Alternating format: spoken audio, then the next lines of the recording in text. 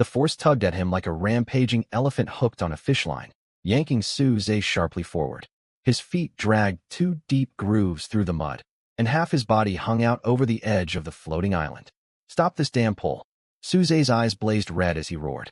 He released one hand, drew the military entrenching tool strapped to his waist in one fluid motion, and drove its blade deep into the nearby mud. He jammed the fishing rod tight against the shovel's handle to counteract the monstrous pull bearing down on him. Creak, screech.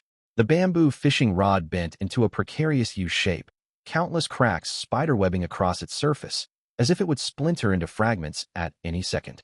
Whatever was on the line was definitely a massive hull, lurking nearly 30 meters below the cloud sea. Suze ground his back molars together, his palms raw and bleeding, clinging relentlessly to the grip as he reeled the line an inch by grueling inch. This brutal tug of war dragged on for a full half hour. Suze felt his lungs burning as if they might rupture, his arms completely numb beyond sensation. At last, the resistance from below faded away. "Come up with me." Suze tapped into his last reserves of strength and heaved backward with all his might. A thunderous splash echoed as the cloud sea was torn open. A military green rectangular weapons crate burst out of the mist, arcing through the air before slamming hard into the center of the floating island. The ground trembled 3 times from the impact. Suze collapsed flat on the mud, gasping for air in ragged gulps, sweat pouring down his frame like a waterfall. He rested for a full 10 minutes before forcing himself to his feet and trudging over to the military green crate. Click!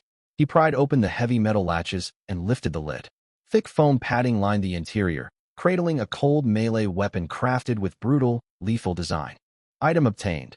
Military compound bow ×1 item obtained. Carbon fiber armor-piercing arrows ×20. Military compound bow, forged from aerospace-grade aluminum and carbon fiber, fitted with a top-tier pulley labor-saving system, 5-pin sight, and vibration dampener.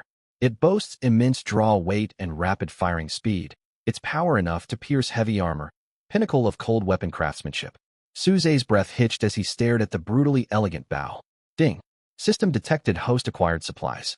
Tenfold critical hit system activated.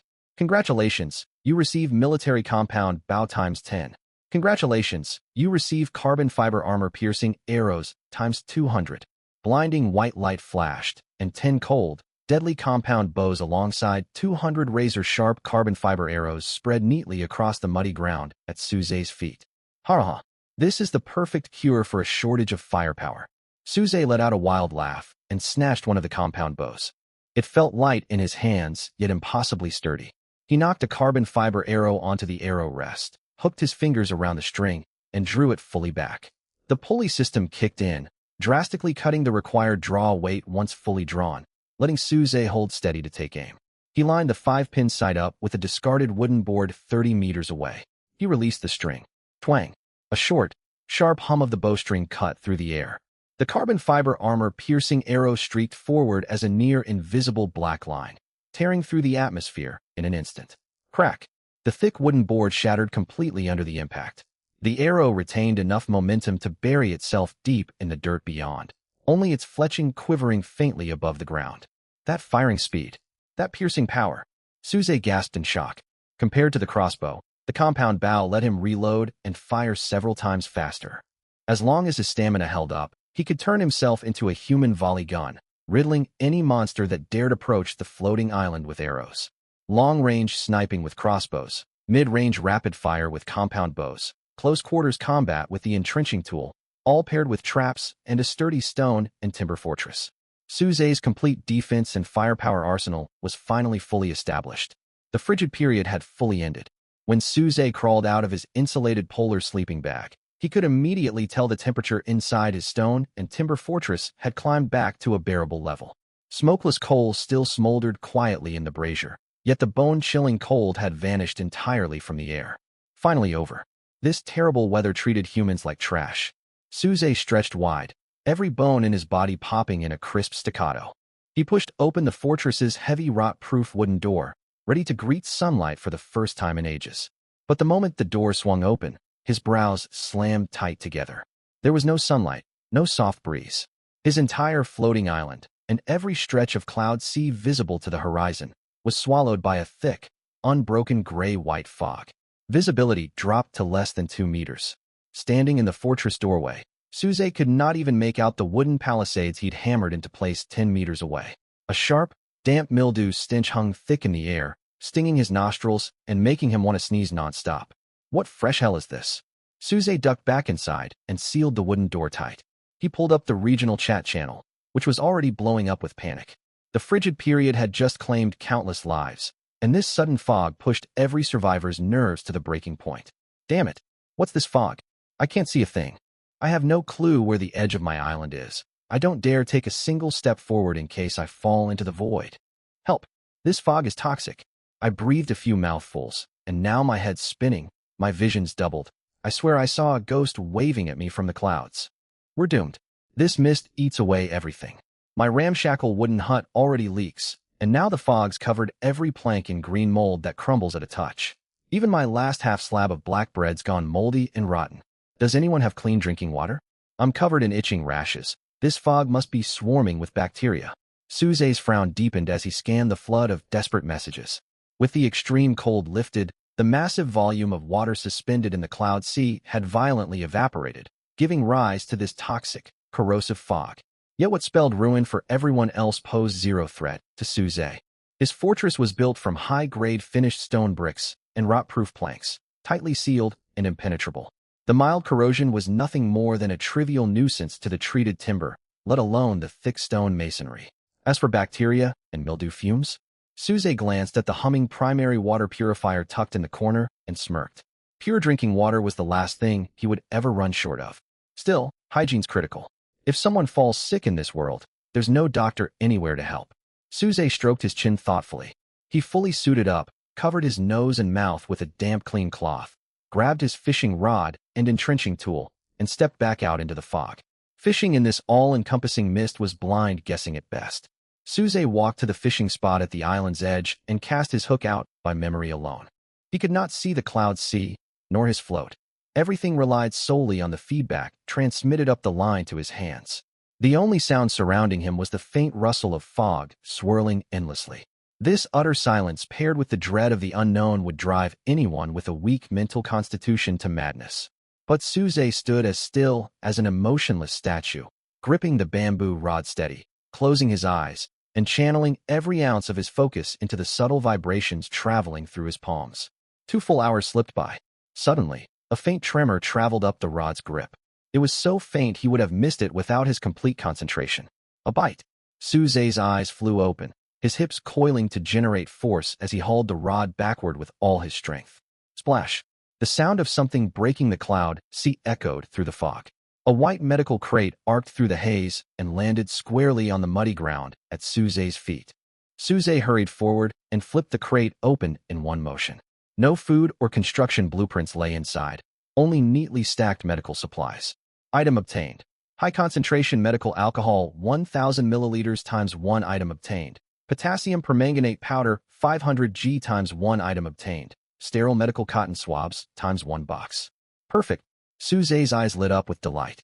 In this fog-choked world rampant with bacteria, this set of disinfection supplies was worth more than gold. Ding. System detected host acquired supplies.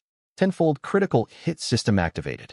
Congratulations, you receive high concentration medical alcohol 1,000 milliliters times 10. Congratulations, you receive potassium permanganate powder 500 g times 10. Congratulations, you receive sterile medical cotton swabs times 10 boxes. A flash of white light erupted, piling a miniature mountain of medical supplies before Suze.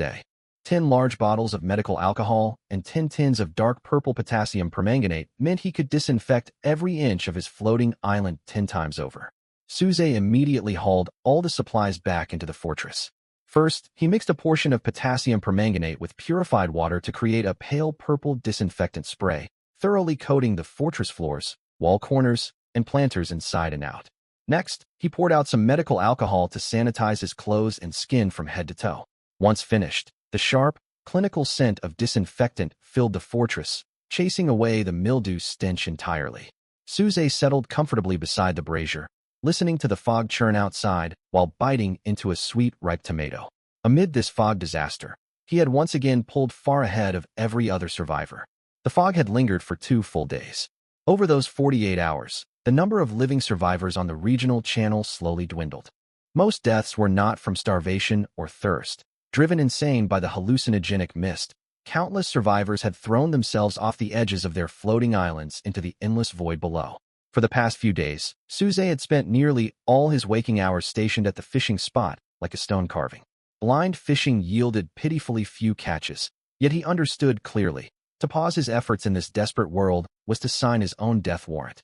Midday on the third day, Suze sat gripping the bamboo rod with his eyes half closed when the line suddenly plummeted downward with heavy weight.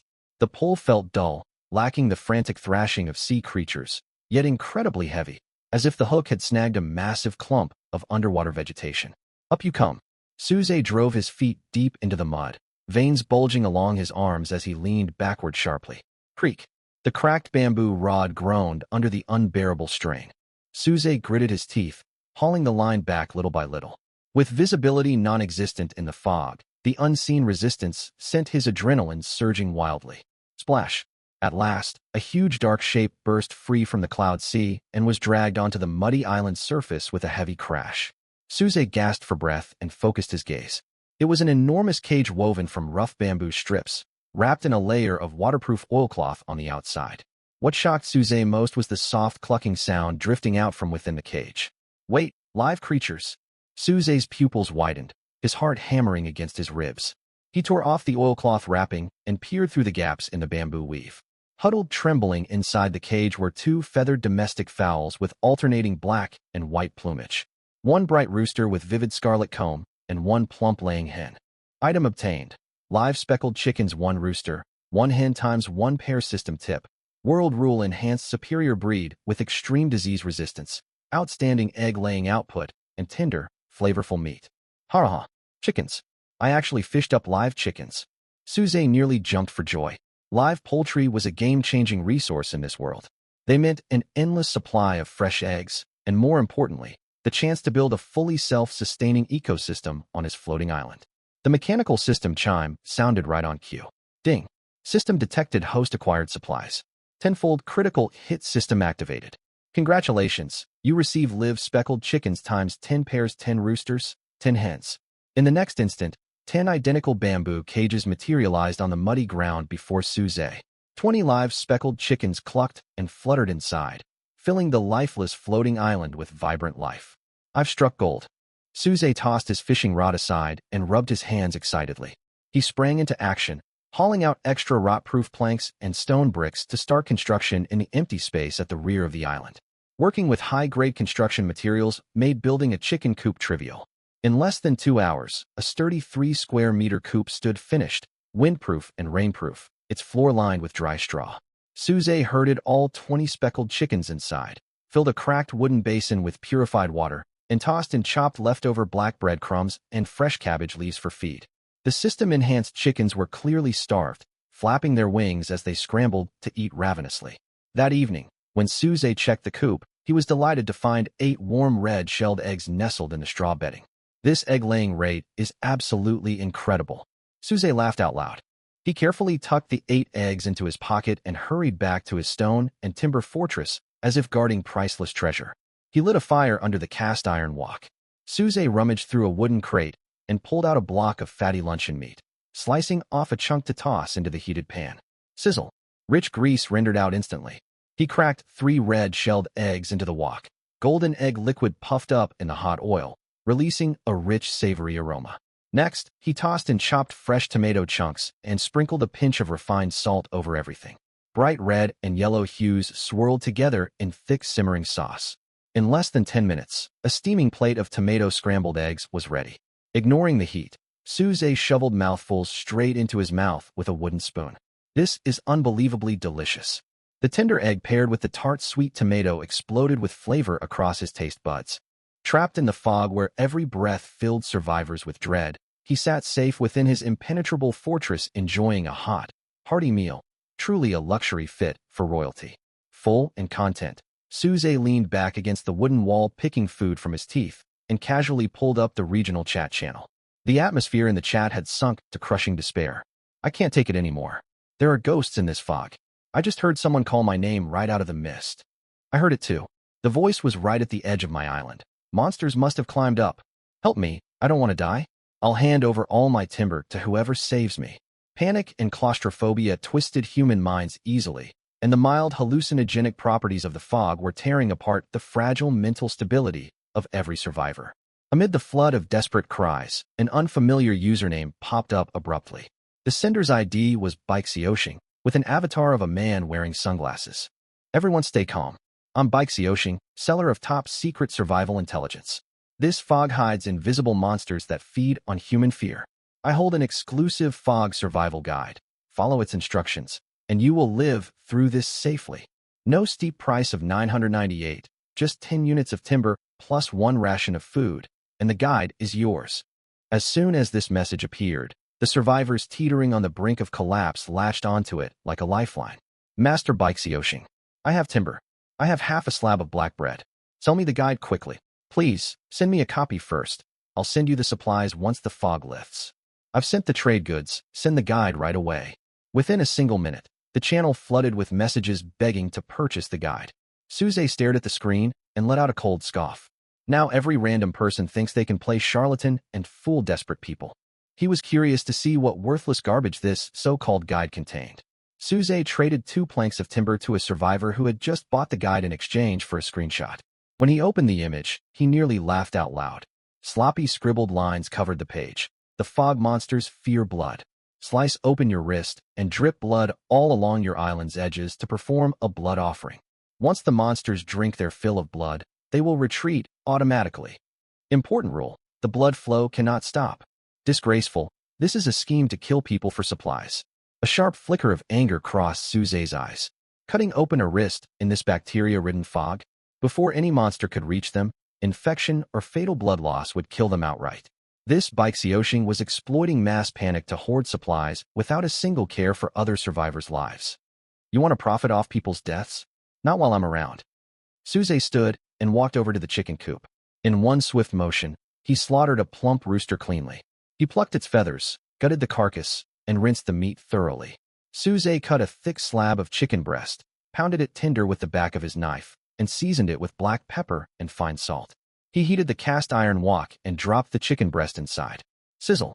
High heat locked in the meat's juices, searing the surface golden and crisp. Suze picked up the crossbow's scope, found the perfect angle framing the sizzling pan of seared chicken breast, and snapped a high-definition photo. He sent the photo straight into the regional group chat, paired with a mocking message. Foggy weather's perfect for roasting meat inside a secure fortress. Forget these ridiculous lies about fog monsters and blood offerings. Common sense is a valuable thing, a resource this Bikesioshing clearly lacks. If you want to survive, stay indoors and avoid wandering outside. Anyone who slashes their wrists to bleed will not be saved by any power. The moment this message and the vivid photo of roasted meat appeared, the entire chat channel fell dead silent. 5 seconds later, it erupted into chaos. Wow, wow, wow. It's Master Sue. That's Master Sue. Pan-fried chicken breast. This is actual meat, fresh meat. I'm starving just watching this. Master Sue is roasting meat. Wait a second. Master Sue said the sacrifice ritual is fake? Is Bikesioshing lying to us? He's definitely a fraud. I just cut my palm, and the wound won't stop bleeding. It's already turned black. Somebody help me. Curse you, Bikesioshing. You monster. I'll get you for this. The lie had been laid bare for all to see. Those who'd traded away their supplies, or even cut themselves for the fake ritual, burned with unbridled rage. Bikesioshing instantly became a pariah, cursed by thousands of survivors across the region. Terrified, he shut off all private messages and never dared post again. Suze closed the system panel, not bothering to spare it another glance. He picked up his iron pot and took big bites of tender, golden brown chicken. This hits different. After finishing his meal, Suze didn't rest. He walked over to the chicken coop and shoveled out piles of chicken manure with his military spade. In this world, nothing lacked value. He mixed the manure with excess soil, added a small amount of purified water, and piled the mixture in a corner of his floating island to ferment. 2 days later, obtained. High-efficiency farm fertilizer times 50 portions. Suze's eyes lit up. He immediately spread the fertilizer evenly across his farm plot. A miraculous change unfolded. The cabbages and tomatoes, which already matured quickly, doubled their growth rate after absorbing the rich fertilizer. Tender green seedlings sprouted from the dirt and shot upward visibly by the second. At this pace, I'll have more vegetables than I could ever eat. Suze rejoiced. 7 days remained until his fishing rod finished upgrading. The gray mist that had shrouded the sky for a full week lifted at dawn, and long-absent sunlight spilled over the floating island, wrapping everything in gentle warmth. Yet Suze did not relax for a single second. The emotionless mechanical voice echoed in every survivor's mind once more. Region-wide announcement. The mist has dispersed. The turbulent cloud current era has begun. Warning, powerful suction vortices will spawn randomly within the cloud sea. All survivors must stabilize their footing to avoid being pulled into the abyss. Vortex suction? Suze frowned deeply. He stepped to the edge of his island and peered down. The once calm, rolling cloud sea had turned ferocious. Giant vortices several meters wide, bottomless and dark, churned into existence among the clouds. They looked like ravenous maws of the abyss, devouring every wisp of cloud around them. The immense suction spawned tiny tornadoes mid-air, shaking loose clumps of soil that crumbled and fell off the island's edges. Screams flooded the regional chat channel without pause. Help! My fishing rod got sucked into the vortex. The pull's too strong. I can't hold on. The line snapped. My rod's ruined. It's dragging me down. Hell, without a fishing rod, survival in this realm was all but impossible. In less than half a day, over 300 more survivors vanished from the region's survival tally. This wretched world never lets anyone catch a break. Suze gritted his teeth. Still, he could not stop fishing. Only 7 days stood between him and his upgraded rod, and he needed every spare minute to stockpile supplies. Clutching his cracked bamboo fishing pole, he drew a deep breath and cast his iron hook toward a relatively calm stretch of cloud, sea free of vortices. But the turbulent cloud currents followed no predictable pattern. Only 10 minutes passed. Boom. A massive vortex materialized directly beneath his fishing line without warning, unleashing overwhelming suction. Damn it, Suze swore under his breath. The bamboo pole bent into an extreme U-shape, creaking loudly, on the verge of splitting clean in two. The pole was unbelievably fierce, sliding Suze half a meter forward until half his foot hung empty over the void. I'm not letting go. Eyes blazing, Suze released one hand, drew his military spade from his waist, and drove it deep into the packed soil beside him. It was not enough. The soft earth threatened to yank the spade free inch by inch. I'm going all in. Suze summoned 2 heavy high-density stone bricks from his storage bag with a thought. Thud, thud. He pressed the stone bricks firmly down onto the spade's blade, then sliced a length of tough, rot-resistant timber with his tactical dagger, binding the fishing rod's grip tight to the spade's handle. A simple yet incredibly sturdy anti-pull support structure took shape in moments. Creak, creak. The bamboo rod shuddered violently amid the gales. The fishing line stretched tauter than steel wire. Suze clung tightly to the spade, anchored to the ground like a nail, locked in an extreme tug of war against the vortex's terrifying force. You won't take my fishing rod. Not a chance, he roared. The standoff dragged on for 20 full minutes. The vortex's suction surged and waned repeatedly, blisters bursting open on Suze's palms, blood dripping down the spade's wooden handle. At last, the giant vortex seemed to exhaust its energy, slowly dissipating as its pull faded drastically. Now's my chance. Suze ripped free the binding, gripped the rod with both hands, leaned his hips back, and hauled upward with all his strength. Splash! He'd thought the hook came up empty, yet the immense weight on the line made his face go rigid. A massive haul, definitely something huge. The strain split fresh jagged cracks across the bamboo rod's surface. I can't pull straight. The pole will snap. Suze's mind raced.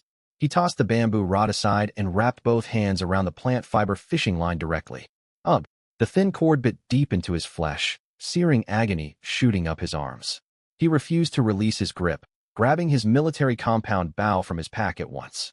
He threaded the fishing line through the bow's pulley system to leverage its mechanical advantage, threw his weight backward, and pulled with every ounce of strength. 1 meter, 2 meters, 3 meters. With the bow's pulley aiding him, the colossal heavy object was slowly dragged out of the cloud sea. Crash! A jet-black metal contraption, half Suze's height, etched all over with explosion-proof ridges, crashed heavily onto the floating island, sending dirt flying and carving a deep indentation into the ground. Suze collapsed to the earth, gasping for air, his hands soaked in fresh blood. He rested for 10 full minutes before forcing himself to stand and walk over to the metal object. Obtained.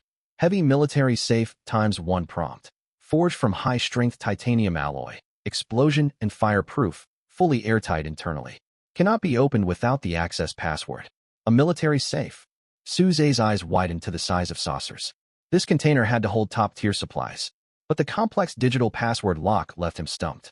No password won't stop me. I'm breaking it open by force. Stubborn resolve flared inside him.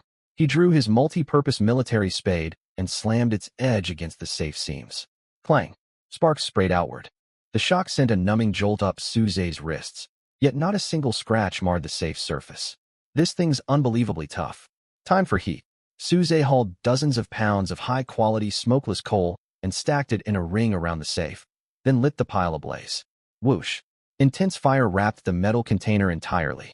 Though titanium withstands high temperatures, the lock's metal fasteners slowly glowed red and softened beneath hours of sustained burning.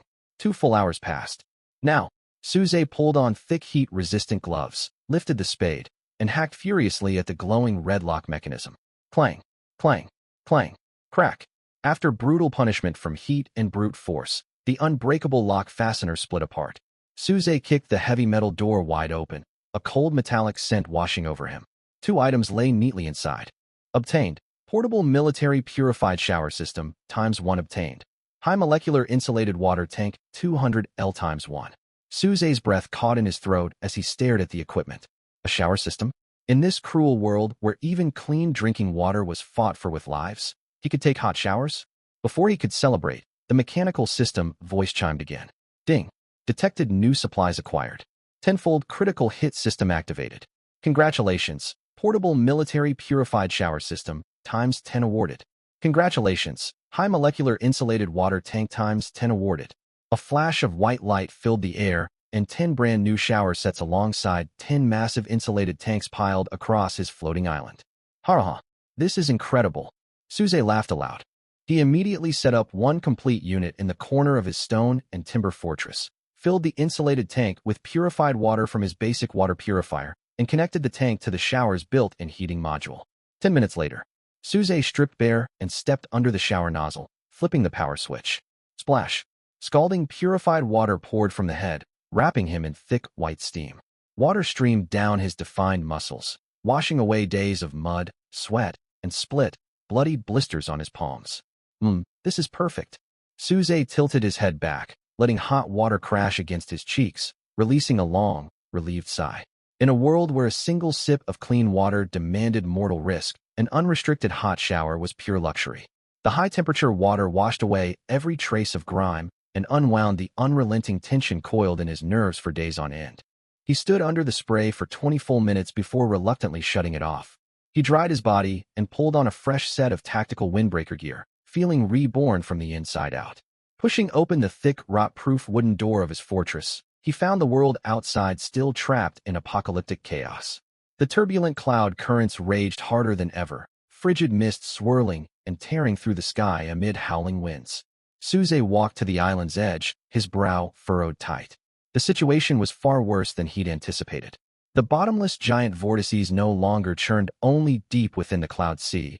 They clustered thickly right beside the island's perimeter.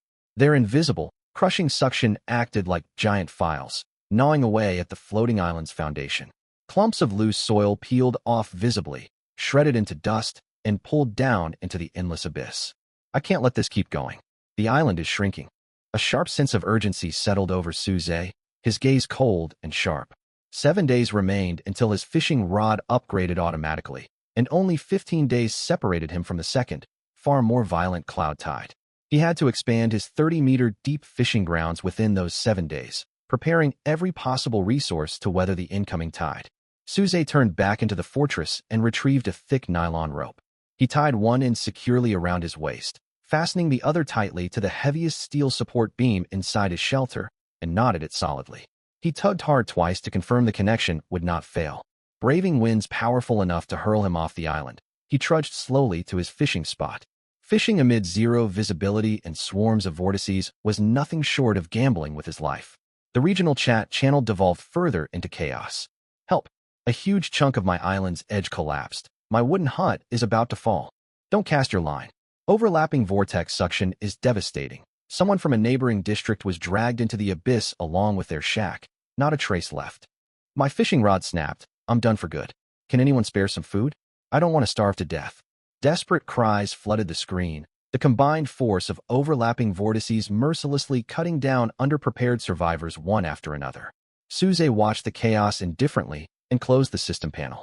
Other people's fates were none of his concern. His sole priority was gathering supplies. He gripped his cracked bamboo fishing rod, drew a deep breath, and cast his iron hook out into the cloud sea. Strong gales pushed the fishing line off course, but Suze did not reel it back, letting the hook drift freely at a 30-meter depth amid the churning currents. Time ticked by second by second. The wind stung Suze's cheeks raw, yet he stood anchored in place like an unyielding metal stake. Suddenly, a brutal, overwhelming pull exploded from beneath the cloud sea. Something's hooked. Suze's eyes flew wide, his body lurching forward. The nylon rope around his waist pulled taut, digging painfully into his bones. This tug dwarfed every previous pull he'd faced. His hook had been caught on the edge of an enormous vortex, tangled around something immensely heavy. The bamboo pole creaked under unbearable strain, ready to split apart at any moment. Suze tossed the pole aside without hesitation, wrapping one hand firmly around the fishing line while snatching his military compound bow with the other. He slotted the line into the bow's pulley mechanism with practiced ease, planted his feet firmly in the dirt, and threw his entire weight backward. "Come up with me." Suze ground his molars together, a low growl rumbling in his throat. This extreme tug-of-war stretched on for 3 grueling hours. Suze's arm muscles burned with exhaustion, sweat evaporating the instant it surfaced beneath the brutal wind. The bow's pulleys screeched in harsh friction until the vortex's suction briefly weakened. "This is my opening." Suze hauled backward with all his remaining strength. Splash! The cloud sea split open, and a heavy wooden crate wrapped in thick waterproof tarpaulin was dragged onto the floating island with a thunderous crash against the dirt. Suze slumped to the ground, gasping for air. After a short rest, he strode forward, sliced through the tarpaulin with his tactical dagger, and kicked the crate lid open. The sight inside made his eyes blaze with excitement. Obtained. High-density military ration crate ×1 prompt. Contains braised pork cans ×10, mixed vegetable cans ×10, high-energy compressed biscuits ×20. Sealed with top-tier military-grade technology, ultra-long shelf life, packed with massive calories, an elite survival staple for extreme environments. Military meat cans. Suze let out an unrestrained laugh. In this world where even stale black bread was a luxury, high-calorie canned meat was the most valuable commodity imaginable. The cold mechanical system voice echoed in his mind right on schedule. Ding. Detected new supplies acquired. Tenfold critical hit system activated. Congratulations. High-density military ration crate ×10 awarded. A burst of white light erupted, and a mountain of olive green wooden crates stacked up before Suze. 100 braised pork cans, 100 mixed vegetable cans, 200 packs of high-energy compressed biscuits in total. His food reserves had expanded exponentially in an instant. Suze immediately hauled all the precious supplies into his stone and timber fortress, stacking them neatly in a corner. Night fell, the wind still howling relentlessly outside. Suze set his large cast iron pot over the fire pit and emptied an entire can of braised pork inside. Sizzle. Rich, savory pork broth and fatty meat aroma filled the fortress instantly, making his mouth water uncontrollably. He washed a fresh, crisp cabbage, chopped it up, and tossed it into the pot, cracking 2 fresh red-shelled eggs laid by his domestic reed chickens on top. Less than 10 minutes later, a steaming pot of braised pork stewed cabbage with soft poached eggs was ready. Suze picked up the pot and ate in huge, satisfying mouthfuls. The tender braised pork melted on his tongue, and the cabbage soaked in savory broth tasted wonderfully sweet. Amid the raging winds of the turbulent current night, this hearty meal warmed him from head to toe, filling him with utter contentment.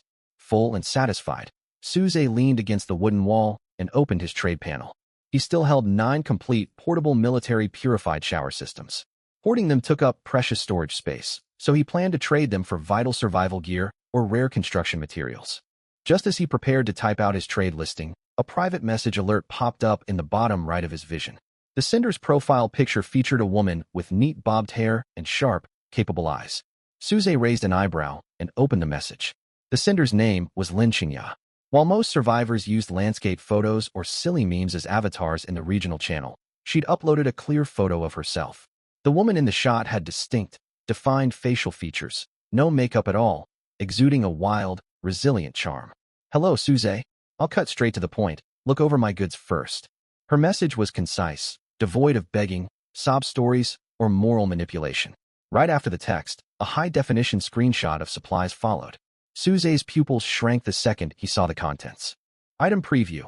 High-strength special Kevlar stab-resistant vest ×1 item preview. All-terrain tactical combat boots ×1 pair. Prompt. The stab-resistant vest is woven from multi-layer Kevlar fiber, effectively blocking punctures and slashes from sharp weapons while remaining lightweight and breathable. The tactical boots feature premium anti-slip rubber soles for exceptional traction, with built-in steel toe caps for impact protection. Top-tier gear, Suze thought to himself approvingly. Though his stone and timber fortress served as a secure safe zone, he faced constant unknown dangers while fishing or reinforcing the floating island outside. This stab-resistant vest and tactical boots would drastically boost his personal safety. Lin Qingyao sent another message shortly after. I work as a professional fitness coach back in my original world. My physical stamina and a little luck have kept me alive this long. But I exhausted all my strength reeling in this gear just now. I urgently need clean water and high-calorie food to endure the turbulent cloud currents. I'm willing to trade this full set of protective equipment for your survival supplies. Her tone was calm and respectful, framing the exchange as an equal, straightforward business deal without arrogance. Suze found his opinion of the woman rising sharply. In this world where order has crumbled, few people can retain such rationality and fortitude. He did not deliberately lowball the offer, for this gear was truly invaluable, and his stock of supplies was more than ample. Suze typed out his offer directly in the chat box. 3 cans of military braised pork stew, 5 liters of purified water, plus 5 fresh red-shelled eggs. This price will let you ride out the turbulence period in complete comfort. After the message was sent, the other party fell silent for a full 10 seconds. Moments later, Lin Qingyao sent a message filled with obvious shock. Red-shelled eggs. You actually have fresh eggs? It's a deal. She was stunned by Suze's staggering reserves of supplies, wasted no extra words, and clicked to confirm the trade at once. A flash of light appeared, and a set of black stab-proof vest plus heavy tactical military boots materialized in Suze's backpack. His braised pork cans, water, and eggs were transferred to Lin Qingyao's inventory in exchange. Thanks. Reach out if you need anything later. Lin Qingyao's message was concise and decisive. A sharp-minded person. Suze smiled and sent a friend request without hesitation. It never hurt to keep in contact with capable survivors who did not stir up unnecessary trouble. Suze quickly stripped off his windbreaker and put on the high-strength special Kevlar stab-proof vest against his skin. The vest was incredibly thin and lightweight, clinging closely to his muscles without limiting movement at all. Next, he slipped on the rugged, all-terrain tactical military boots. He stood up and stamped his feet. The thick anti-slip tread gripped the ground firmly, filling him with immense security. With this gear, I can hold my own even in close-quarters fights against mutated black vines. Suze patted his chest contentedly, fully confident in his new equipment. Early the next morning, the violent gales of the turbulence died down slightly. Wearing his new gear, Suze stepped out of his fortress and headed first to the henhouse at the back of his floating island. As soon as he drew near, cheerful clucks echoed from inside the wooden shed. He pushed open the wooden door, and a wide grin spread across his face. After days of careful tending, the system-enhanced mottled hens had fully adapted to their surroundings on the floating island. Dozens of plump red-shelled eggs lay clustered thickly in the straw nest. To his even greater delight, 2 old hens huddled in the corner, brooding over more than a dozen eggs beneath their bodies. Haha, a self-sustaining ecological cycle has finally taken shape. Suze laughed aloud. He carefully gathered the surplus eggs and placed them all into a woven basket. With a steady stream of chicks hatching nonstop, he would have unlimited eggs and meat for the future. As Suze savored this sense of satisfaction, the regional chat icon flashed frantically. He opened the channel, his smile fading instantly as his brows knit tight. Guys, there's no denying it. Suze must have exploited a bug in the world's core rules. Inside the regional chat, a player named Zhang Biao spammed the feed nonstop to stir up trouble. His avatar depicted a burly crew-cut man with a vicious, cruel glint in his eyes. We risk our lives scavenging the sea of clouds, barely able to get clean drinking water, yet he eats meat every single day. This defies all logic of this end-time world. Zhang Biao's words were highly inflammatory, quickly whipping the chat into a frenzy. Several players with the Mutual Aid Alliance prefix immediately jumped in to echo his claims. Biao's exactly right. Why does Suze hoard massive stockpiles of supplies all to himself? Everyone struggles to survive through the turbulence. He ought to hand over his supplies as membership dues to join our alliance. All of us in the region must boycott Suze. Anyone who trades with him becomes our enemy. When the world's rules punish him for exploiting bugs, everyone connected to him will suffer the consequences too. Coerced, misled, and filled with envy, numerous other survivors joined in the backlash. Suze, you're far too selfish. Share your supplies with everyone. It's your responsibility. Your supplies will just rot away and used. Send me 2 bottles of water right now, or I'll harass you in chat every day. Staring at the moral grandstanding and vicious insults flooding the channel, Suze's gaze was laced with disdain. The Mutual Aid Alliance? A bunch of petty troublemakers think they can target me. He had no desire to type a single reply. Reasoning with unreasonable people in this harsh world was pure folly. Just then, a private message popped up from Lin Xingya. Suze, watch out for Zhang Biao. He's an ex-serviceman, ruthless and thoroughly unscrupulous. He once tried to swindle my stab-proof vest with worthless low-grade lumber and has held a grudge ever since I refused him. He aims to monopolize resources amid the turbulence, and he's targeting you to establish his authority over everyone. After reading her warning, a cold glint flashed across Suze's eyes. Establish authority over others? I'd like to see how tough his skull really is. Suze sent a quick thank you and opened his trade panel, ready to crush their boycott with sheer resource advantage. Without hesitation, he listed 3 military portable water purifying shower systems from his backpack. Seller, Suze trade item. Military portable water purifying shower system times 1 required payment. 5 floating island foundation stones, or 200 advanced anti-corrosion planks, or 200 advanced finished stone brick stock remaining. 3. Note: the Mutual Aid Alliance's lot can't even afford bathwater, yet they dare to shout accusations. If you want supplies, trade with genuine valuable materials. Those without resources should stay in their shacks and stop opposing me. The 3 premium items paired with his blunt note instantly blew up the entire regional chat channel. The people who had just hurled abuse stared at the shower systems in stunned disbelief. Whoa, actual shower systems? We can take hot showers in this hellish weather. This is total overpowered dominance. What incredible luck did he have to find such rare gear?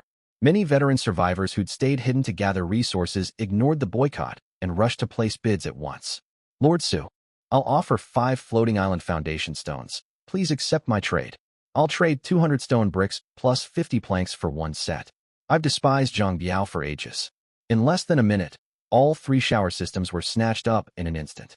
Zhang Biao's carefully constructed boycott coalition crumbled completely before overwhelming material wealth. He flew into a rage and ranted wildly in the chat, only to be shouted down by other players and made a laughingstock. Ding! Trade successful. Pleasant system chimes rang out. Suze glanced at the new foundation stones and construction materials filling his backpack and smiled with satisfaction. I have enough foundation stones now. Time to expand my floating island. Suze acted without delay. More than 10 faint blue light pillars plunged into the soil, and the floating island's territory stretched outward rapidly. After the thunderous rumbling faded, the island expanded from 50 square meters to an impressive 80 square meters. The extra spacious territory granted Suze far more room for construction and resource development. The moment expansion finished, a shrill red alert blared inside every survivor's mind. World Rule Notification. A fatal anomaly has struck the Sea of Clouds turbulence. Dual overlapping vortexes will spawn randomly with double suction force. All survivors must brace for impact immediately. Before the alert faded, violent tremors shook the ground beneath Suze's floating island. Boom. An invisible giant hand seized the bottom of the island, yanking it downward with ferocious force. Suze sprinted to the island's edge and peered down, his pupils shrinking to pinpricks. Beneath his floating island in the Sea of Clouds, 2 10-meter-wide vortexes fused eerily into one pitch-black, overlapping maelstrom. Terrifying suction condensed into miniature tornadoes that tore at the island's base like a meat grinder. Crack, crack, sharp splitting sounds echoed non-stop through the roaring winds. The loose topsoil added during the recent expansion could not withstand the brutal pull and began collapsing in massive chunks. Huge clods of dirt and stone plummeted into the abyss, losing 3 to 4 square meters of territory in mere moments. Damn, this force is terrifying. Suze's face paled with alarm. If the vortex continued devouring the island, its entire base would hollow out within half an hour. Once his stone and timber fortress collapsed along with it, he would meet certain death high above the endless clouds. I must stabilize the foundation and seal off the island's perimeter at once. Suze resolved instantly. He rushed back into the fortress and hauled out all the advanced construction materials he'd just traded for. Winds howled violently, gusting so fiercely they made standing upright nearly impossible. His tactical military boots bit deep into the mud, anchoring him firmly amid the tempest. He drew his military compound bow and tied thick, sharpened anti-corrosion stakes to nylon ropes. Fly! Suze drew the bowstring fully, aimed half a meter inward from the island's edge, and released. Twang, twang, twang. The stakes drove deep into the soil like steel nails, leaving only knotted rope loops as anchor points. Secured to the anchor ropes, Suze charged toward the most hazardous edge, battered by flying mud and debris. He carried dozens of kilograms of heavy advanced stone bricks and stacked them with mud to build a retaining wall nonstop.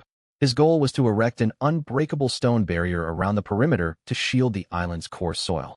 The entire reinforcement process was fraught with mortal danger. Surges of suction lifted him off his feet several times.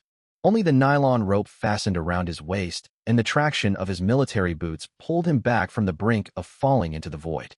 He labored mechanically amid the gale, sweat and mud smearing across his entire face. 3 full hours passed before the half-meter-tall, thick stone retaining wall enclosed the entire island edge. The vortex's suction crashed against the wall once more, yet the sturdy stone barrier blocked the force like an impenetrable bronze rampart. No more soil washed away, and the violent shaking of the floating island finally subsided. Huff, huff, Suze collapsed onto the muddy ground, gasping for breath. His lungs burned sharply, his body utterly drained of every ounce of strength. He stared at the defensive fortifications he'd built with his own hands and wore a weary smile. After a short rest, Suze opened the regional chat channel to check the situation of other survivors. The survivor count in the channel plummeted at a horrifying rate. The region's original 1,000 players had fallen to fewer than 800. Help! My floating island split clean down the middle. The dual vortexes are horrific. My wooden hut got sucked away, and I'm clinging to a plank suspended in midair. Zhangbiao, you claimed your mutual aid alliance would keep us safe. Where are you now when disaster strikes? The channel overflowed with desperate screams, countless survivors dragged into the sea of clouds along with their broken islands. Survivors without advanced construction materials who failed to reinforce their islands ahead of time possessed zero means of resistance. Watching the flood of death notifications scroll across the screen, Suze felt no shred of pity. In this chaotic world, preparing for crises well in advance was the only rule to stay alive. He was about to head back to the fortress to clean up when a harsh scraping sound cut through the wind. Creak. The bamboo fishing rod tied to one of his stabilizing anchor stakes bent into an exaggerated U-shape. The taut fishing line stretched as thin as steel wire, plunging straight down into the heart of the deadly dual vortex. Fine cracks spread across the rod, and the shrill sound of splitting plant fibers rang out without pause. The vortex churned like an enraged beast swallowing everything. The fishing line latched tight onto some enormous, unknown creature deep within. Damn it! Suze shouted and lunged forward to grab the taut fishing line. A crushing wave of pulling force slammed into his palms, nearly yanking him flying off the island entirely. Only the firm grip of his tactical boots on the muddy ground kept him anchored against the monstrous strain. Stop this now! Suze glared fiercely, gripping the fishing line with one hand. He drew his military compound bow in a flash and slotted the fishing line into the bow's pulley system for mechanical leverage. He planted his feet against a protruding stone brick, leaned his entire weight backward, and strained against the vortex's pull. The pulleys creaked and groaned under a pulling force beyond their designed limit. The combined suction of the vortex plus the weight of the unseen prey reached an unimaginable magnitude. The fishing line trembled violently, stretched to its breaking point, ready to snap at any second. Wind hurled gravel and mud shards at him like bullets. A thick wooden stake used to secure the island's edge snapped apart under the brutal tension. The sharp splinter hurtled through the gale straight for Suze's chest, leaving him no time to dodge. A dull thud echoed as the wooden fragment struck his torso, yet the Kevlar stab-proof vest absorbed all impact. Not a single scratch marred his skin, and the splinter bounced harmlessly away. Incredible gear. This stab-proof vest's defensive power is unmatched. Suze rejoiced inwardly.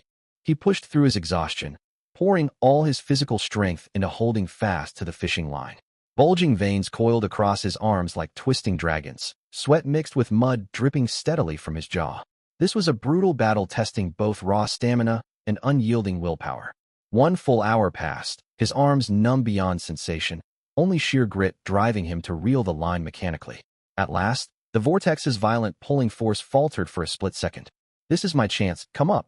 Suze roared with primal ferocity and surged power from his waist. Using the pulley system's leverage, he heaved the fishing line upward with all his might. Splash! The sea of clouds tore open with a deafening crash as a massive black woven sack burst into view. The heavy mass arced through the air and crashed hard onto the mud at the center of the floating island. Boom! The ground shook violently, mud spraying out in all directions from the impact. Suze's strength completely gave out. He lay flat on his back, gasping rapidly to refill his burning lungs. More than 10 minutes passed before he could stagger to his feet and walk over to the giant woven sack. Its surface was coated in mist moisture from the sea of clouds, plain to look at yet incredibly heavy to lift. Suze pulled out his tactical dagger and sliced cleanly through the sack's opening. A rich, earthy scent washed over him, overpowering the foul wind reek all around the island. The sack was filled with dark brown soil glowing with a faint pale blue luminescence across its surface. Obtained, deep sea cloud mud times 150 kilograms. Deep sea cloud mud, premium soil originating from the depths of the sea of clouds, infused with abundant mysterious nutrients. It drastically shortens plant growth cycles and carries a tiny chance to trigger beneficial genetic mutations in flora. After reading the item description, Suze's eyes lit up bright as searchlights, overcome with delight. Top-tier farming soil. It can even cut down growing time for crops. Suze cheered out loud. Food was extremely scarce in this world, and fresh vegetables far rarer than meat. This mud was an irreplaceable treasure for anyone cultivating crops. Ding! Detected host acquired supplies. Tenfold critical hit system activated. Congratulations to the host. Obtained deep sea cloud mud 50 kilograms times 10. Blinding white light flashed, and 10 heavy black woven sacks lined up neatly before Suze, amounting to a full 500 kilograms of top-tier cloud mud. I've struck it rich. I'll never worry about growing vegetables again. Ignoring his exhaustion, Suze sprang into action, brimming with energy. He hauled all 500 kilograms of deep-sea cloud mud to the planting zone on the left, then mixed it evenly with the ordinary native soil, using an entrenching tool. The plain black earth glowed with a faint fluorescent sheen once blended with the cloud mud. It looked incredibly fertile and nutrient-rich. Suze carefully took out the cabbage and tomato seeds he'd harvested earlier, scattered them evenly across the soil, and poured purified water over them. A miracle unfolded right before his eyes. The seeds touched the glowing cloud mud as if fed a potent restorative tonic. Within 10 minutes, tender green sprouts burst straight through the surface. Over the next few hours, the seedlings shot upward and unfurled leaves at a rate visible to the naked eye. Cabbage leaves broadened into lush emerald green, while tomato vines scrambled rapidly, even budding tiny flower clusters. Whoa, this growth speed is utterly ridiculous. Standing beside the planting zone, Suze stared at the scene defying all biological logic, utterly stunned. At this terrifying growth rate, he would harvest a full crop of fresh, plump vegetables in a maximum of 2 days, with yields several times higher than before. With this premium cloud mud planting plot and a steady stream of eggs from the chicken coop, his food crisis was completely resolved. He could even trade surplus produce to gather massive stockpiles of other supplies. Night fell completely, wild gales howling outside, yet the stone and timber fortress stayed warm and cozy. Suze set a cast-iron pot over the brazier, opened a can of military braised pork, and sliced half a head of his stored cabbage. Rich meat aroma mingled with the crisp sweetness of vegetables, filling the fortress. He held a large bowl and ate heartily, every cell in his body buzzing with satisfaction. Just as he finished his meal and prepared to crawl into his polar sleeping bag for a rest, the private message icon in the bottom right of his vision flickered frantically. Suze opened it to see a message from Lin Qingya. "Suze, are you there? I'm in terrible trouble." The message was short, yet every word brimmed with rare anxiety and panic, a stark contrast to her usual composed, decisive demeanor. Suze raised an eyebrow and replied at once. "I'm here. What's wrong?" Lin Qingya's reply came instantly. Clearly she'd been glued to the screen waiting. "My floating island is caught in a triple overlapping vortex. Large sections of the edge are collapsing, and I've run out of foundation stones. I need huge amounts of stone and lumber to reinforce the base, or the entire island will break apart." Reading the words triple overlapping vortex, Suze gasped. He'd barely survived a double vortex earlier that day, burning through massive quantities of high-grade construction materials just to stabilize his island. Lin Qingya had drawn the terrible luck of a triple vortex, yet she'd held on this long without falling off. Her willpower and luck were incredible. Moments later, Lin Qingya sent a string of screenshots of her supplies. I have no foundation stones left, but I fished up a special supply crate at great risk today. I'll trade everything inside it for help, anything to get through this crisis. Suze opened the screenshots, his eyes lighting up. Obtained. Military multi-purpose tactical axe ×1 obtained. High-strength composite fishing line 50M ×2 boxes obtained. Rapid growth forage seed pack ×1. These 3 items were tailor-made for Suze's needs. The tactical axe packed tremendous power, far more effective than his entrenching tool for chopping lumber or close-quarters defense. The rapid growth forage seeds would thrive in the cloud mud, perfect for feeding his ever-ravenous reed chickens. But what excited him most were the 2 boxes of high-strength composite fishing line. His current line was twisted from plant fibers, frayed, and on the verge of snapping after multiple intense pulls. If he hooked a large catch next time, the line would surely break and let the haul escape. This 50-meter composite line was a lifesaver. Suze had no intention of exploiting her desperate situation. In this brutal world, trustworthy trading partners with real capability were hard to come by. He immediately sent a targeted trade offer in the trading zone. 500 lumber, 300 stone, 10 soil, plus 2 liters of purified water. This will fully seal off all crumbling edges of your island. Lin Qingya froze upon seeing the offer. In this cutthroat storm age, anyone else would have jacked up the price to exploit her life or death predicament. Yet Suze offered supplies worth far more than what she'd traded. Thank you. I owe you this favor. Without another word, Lin Qingya accepted the trade. A flash of light marked the completion of the exchange, and she rushed off to repair her floating island without delay. Staring at the tactical axe and composite fishing line now in his backpack, Suze smiled with satisfaction. He fetched his cracked bamboo fishing rod, sliced off the worn plant fiber line with his tactical dagger, then unwrapped 1 box of composite line and secured it tightly to the rod. The line was ultra-thin yet unbelievably tough, glinting with a metallic sheen, boasting dozens of times the tensile strength of plant fiber cord. He also found several rigid anti-corrosion wooden strips, bound them over the rod's cracks with heavy-duty tape, adding a full external reinforcement frame to the battered bamboo pole. This setup is unbeatable. Nothing short of a giant sea beast will snap this line now. With his gear fully upgraded, Suze's confidence soared. For the next several days, the cloud sea storm raged on. Yet Suze braved the fierce winds at the edge of his floating island, casting his line non-stop. With the high-tensile composite line and reinforced rod, he no longer held back. Whenever a bite came, he leveraged the compound bow's pulley system to haul the catch straight up with brute force. Over those days, he reeled in massive quantities of basic supplies, lumber, stone, soil, thatch, and more. Fueled by the tenfold critical hit system, his backpack overflowed with endless piles of raw construction materials. Time slipped by, with only 2 days remaining until the world rule trigger that would automatically upgrade his fishing rod. Right at this critical juncture, a user named Zhang Biao, who'd lain silent in the regional chat for days, began stirring up trouble once more. Everyone, the Mutual Aid Alliance has issued our top directive. Zhang Biao spammed the chat channel aggressively, his tone dripping with arrogance. We've uncovered the ultimate secret to surviving the second cloud sea tide. Hand over 1 floating island foundation stone as membership dues. Join us, and this secret will shield you from harm. What are you waiting for? The second tide will be 10 times deadlier than the first.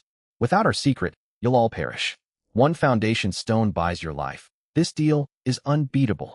Sitting beside his brazier, Suze let out a cold scoff as he read the inflammatory messages. Ultimate secret? What shameless lies.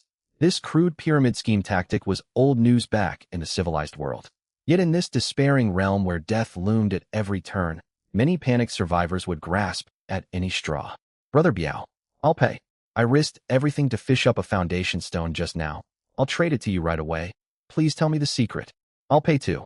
1 foundation stone means nothing if it keeps me alive. Watching genuine survivors fall for the scam, Zhang Biao's faction snowballed in size. Suze merely shook his head with disdain. He trusted only the weapons in his hands and his unbreakable fortress. Zhang Biao preened in the chat channel, acting as if he was the savior of everyone. Those who'd handed over their foundation stones received no secret whatsoever.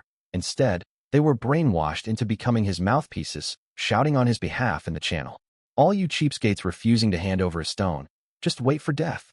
The second tide will wipe you out completely. That's right.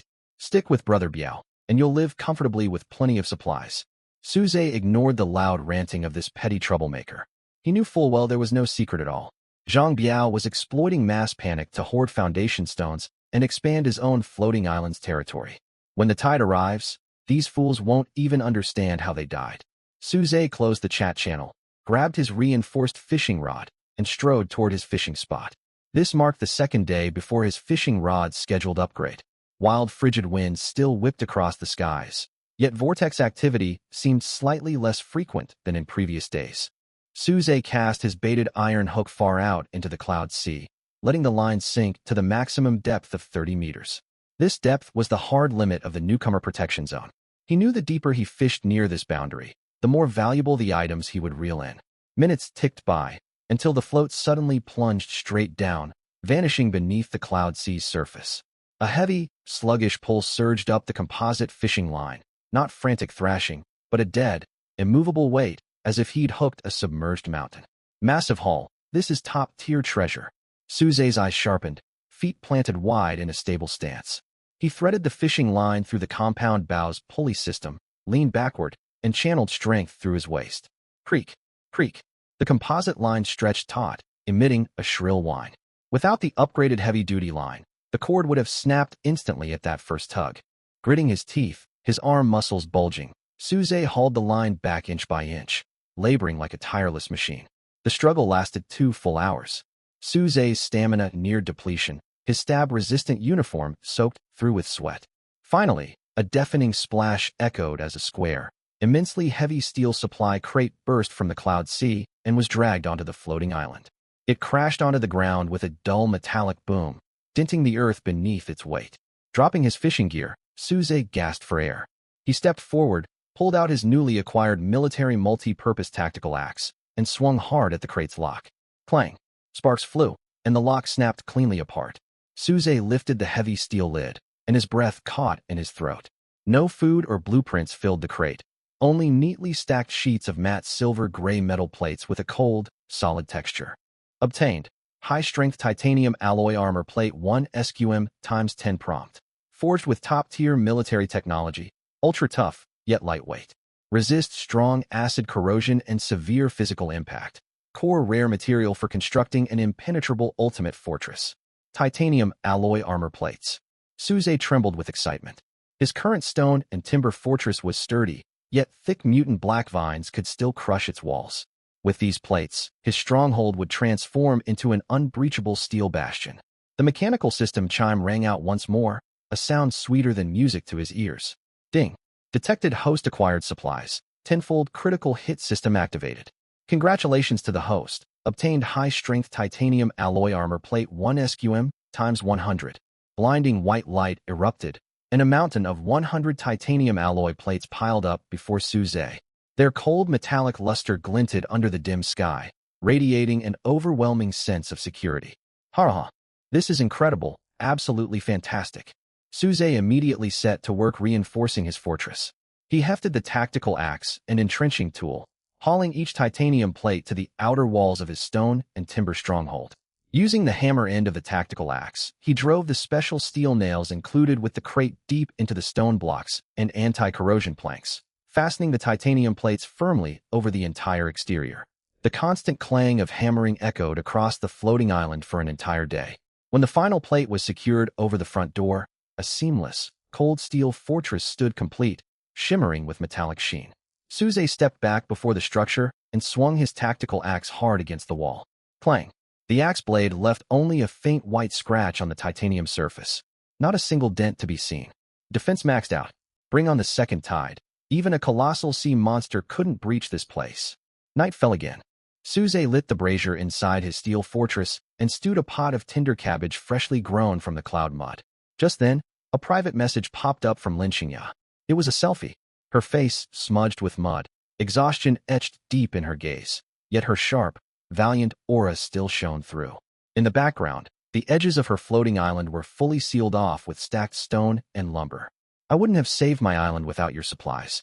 I won't forget this great kindness. A faint smile tugged at Suze's lips as he stared at the photo, and he sent a 3-word reply. Stay alive. He turned his gaze toward the churning cloud sea beyond the fortress walls. Tomorrow would mark the automatic upgrade of his fishing rod. The final day before the fishing rod's upgrade arrived. When Suze pushed open the heavy steel gate of his fortress, he noticed a strange shift in the world outside. The days-long cloud sea storm had vanished without warning. No wild winds, no swirling vortices. The cloud sea stretched smooth as a pale gray mirror. A deathly silence hung thick in the air, the eerie calm before a catastrophic tempest. Suze opened the regional chat channel. The survival count in the upper right corner was frozen at 702. Out of 10,000 players in this region, only a little over 700 remained. Every survivor left standing had endured bloodshed and disaster, forged into resolute, lucky, hardened fighters. Amid this oppressive quiet, Zhang Biao struck out in the chat channel, targeting Suze directly. Everyone, take a good look. Witness the true face of Suze, our so-called regional top survivor. Zhang Biao shouted wildly in the channel, then uploaded a screenshot. A rare regional prosperity detection scroll, its target marked as Suze's floating island. Rows of staggering statistics blazed across the screen for all to see. Target, Suze floating island area. 80 square meters core structure. Steel fortress, extremely durable special facilities. Advanced water purifier, military shower system, premium cloud mud planting zone, livestock breeding enclosure. Overall prosperity rating. Far ahead of all others, this data sent the silent chat channel into an uproar. Whoa, a steel fortress? Premium cloud mud? Even live livestock? It's like he's on a vacation resort. Insane. We're all choking on moldy black bread. Yet he's eating fresh vegetables and eggs every day? 80 square meters of land. My island's only 15 square meters. The gap is unimaginable. Watching the shocked flood of messages, Zhang Biao smirked maliciously. He pressed his advantage, stoking resentment relentlessly. Do you all see this? Suze hoards 90% of all high-grade supplies in the region single-handedly. He's a leech exploiting everyone. He's abused the world's rules to steal resources that rightfully belong to all of us.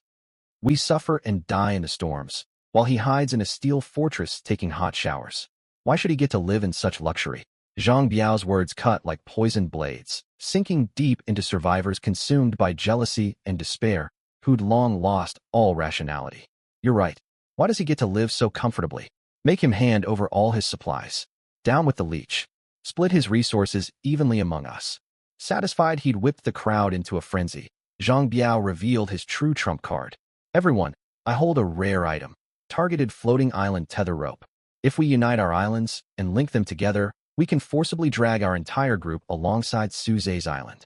Once we're there, hundreds of us will storm his steel fortress, capture Suze, and split every last rare supply he owns. Who's with me? His declaration plunged the channel into a brief hush. Some, blinded by greed, rushed to agree eagerly. Others hesitated, well aware Suze was far from an easy opponent. A few rational survivors called Zhang Biao a lunatic, arguing internal conflict at such a critical moment meant certain death for everyone. Just then, a private message popped up from Lin Xingya. Suze, be extremely careful. Zhang Biao truly possesses the tether rope. He's used it before to seize multiple smaller floating islands. He's rallied dozens of desperate survivors to drag their islands over and attack yours. Get your weapons ready. Reading Lin Xingya's warning, then glancing at the chat channel full of people screaming to seize his supplies, Suze's gaze turned icy cold, frigid as eternal glacial ice. Come attack me. They have no idea what danger they're walking into. Suze had never sought conflict, content for everyone to survive and gather resources on their own merits. But if these desperate, greedy fools insisted on charging straight into his line of defense, he would show no mercy. He directly opened the regional chat channel and typed a message brimming with icy hostility before hitting send. Zhang Biao, I hope that shoddy traction rope of yours is sturdy enough. Don't let it snap halfway and send all of you plummeting to your deaths. My air island's titanium alloy walls and my compound bow are itching for a fight. You want to loot my supplies? Come for them with your lives on the line. Anyone brave enough, step right up. The channel fell dead silent for a split second after the message popped up. The overwhelming, ferocious hostility jolted countless hot-headed survivors back to their senses, cold sweat trickling down their spines. But right after, Zhang Biao and his lackeys unleashed an even more vicious torrent of insults.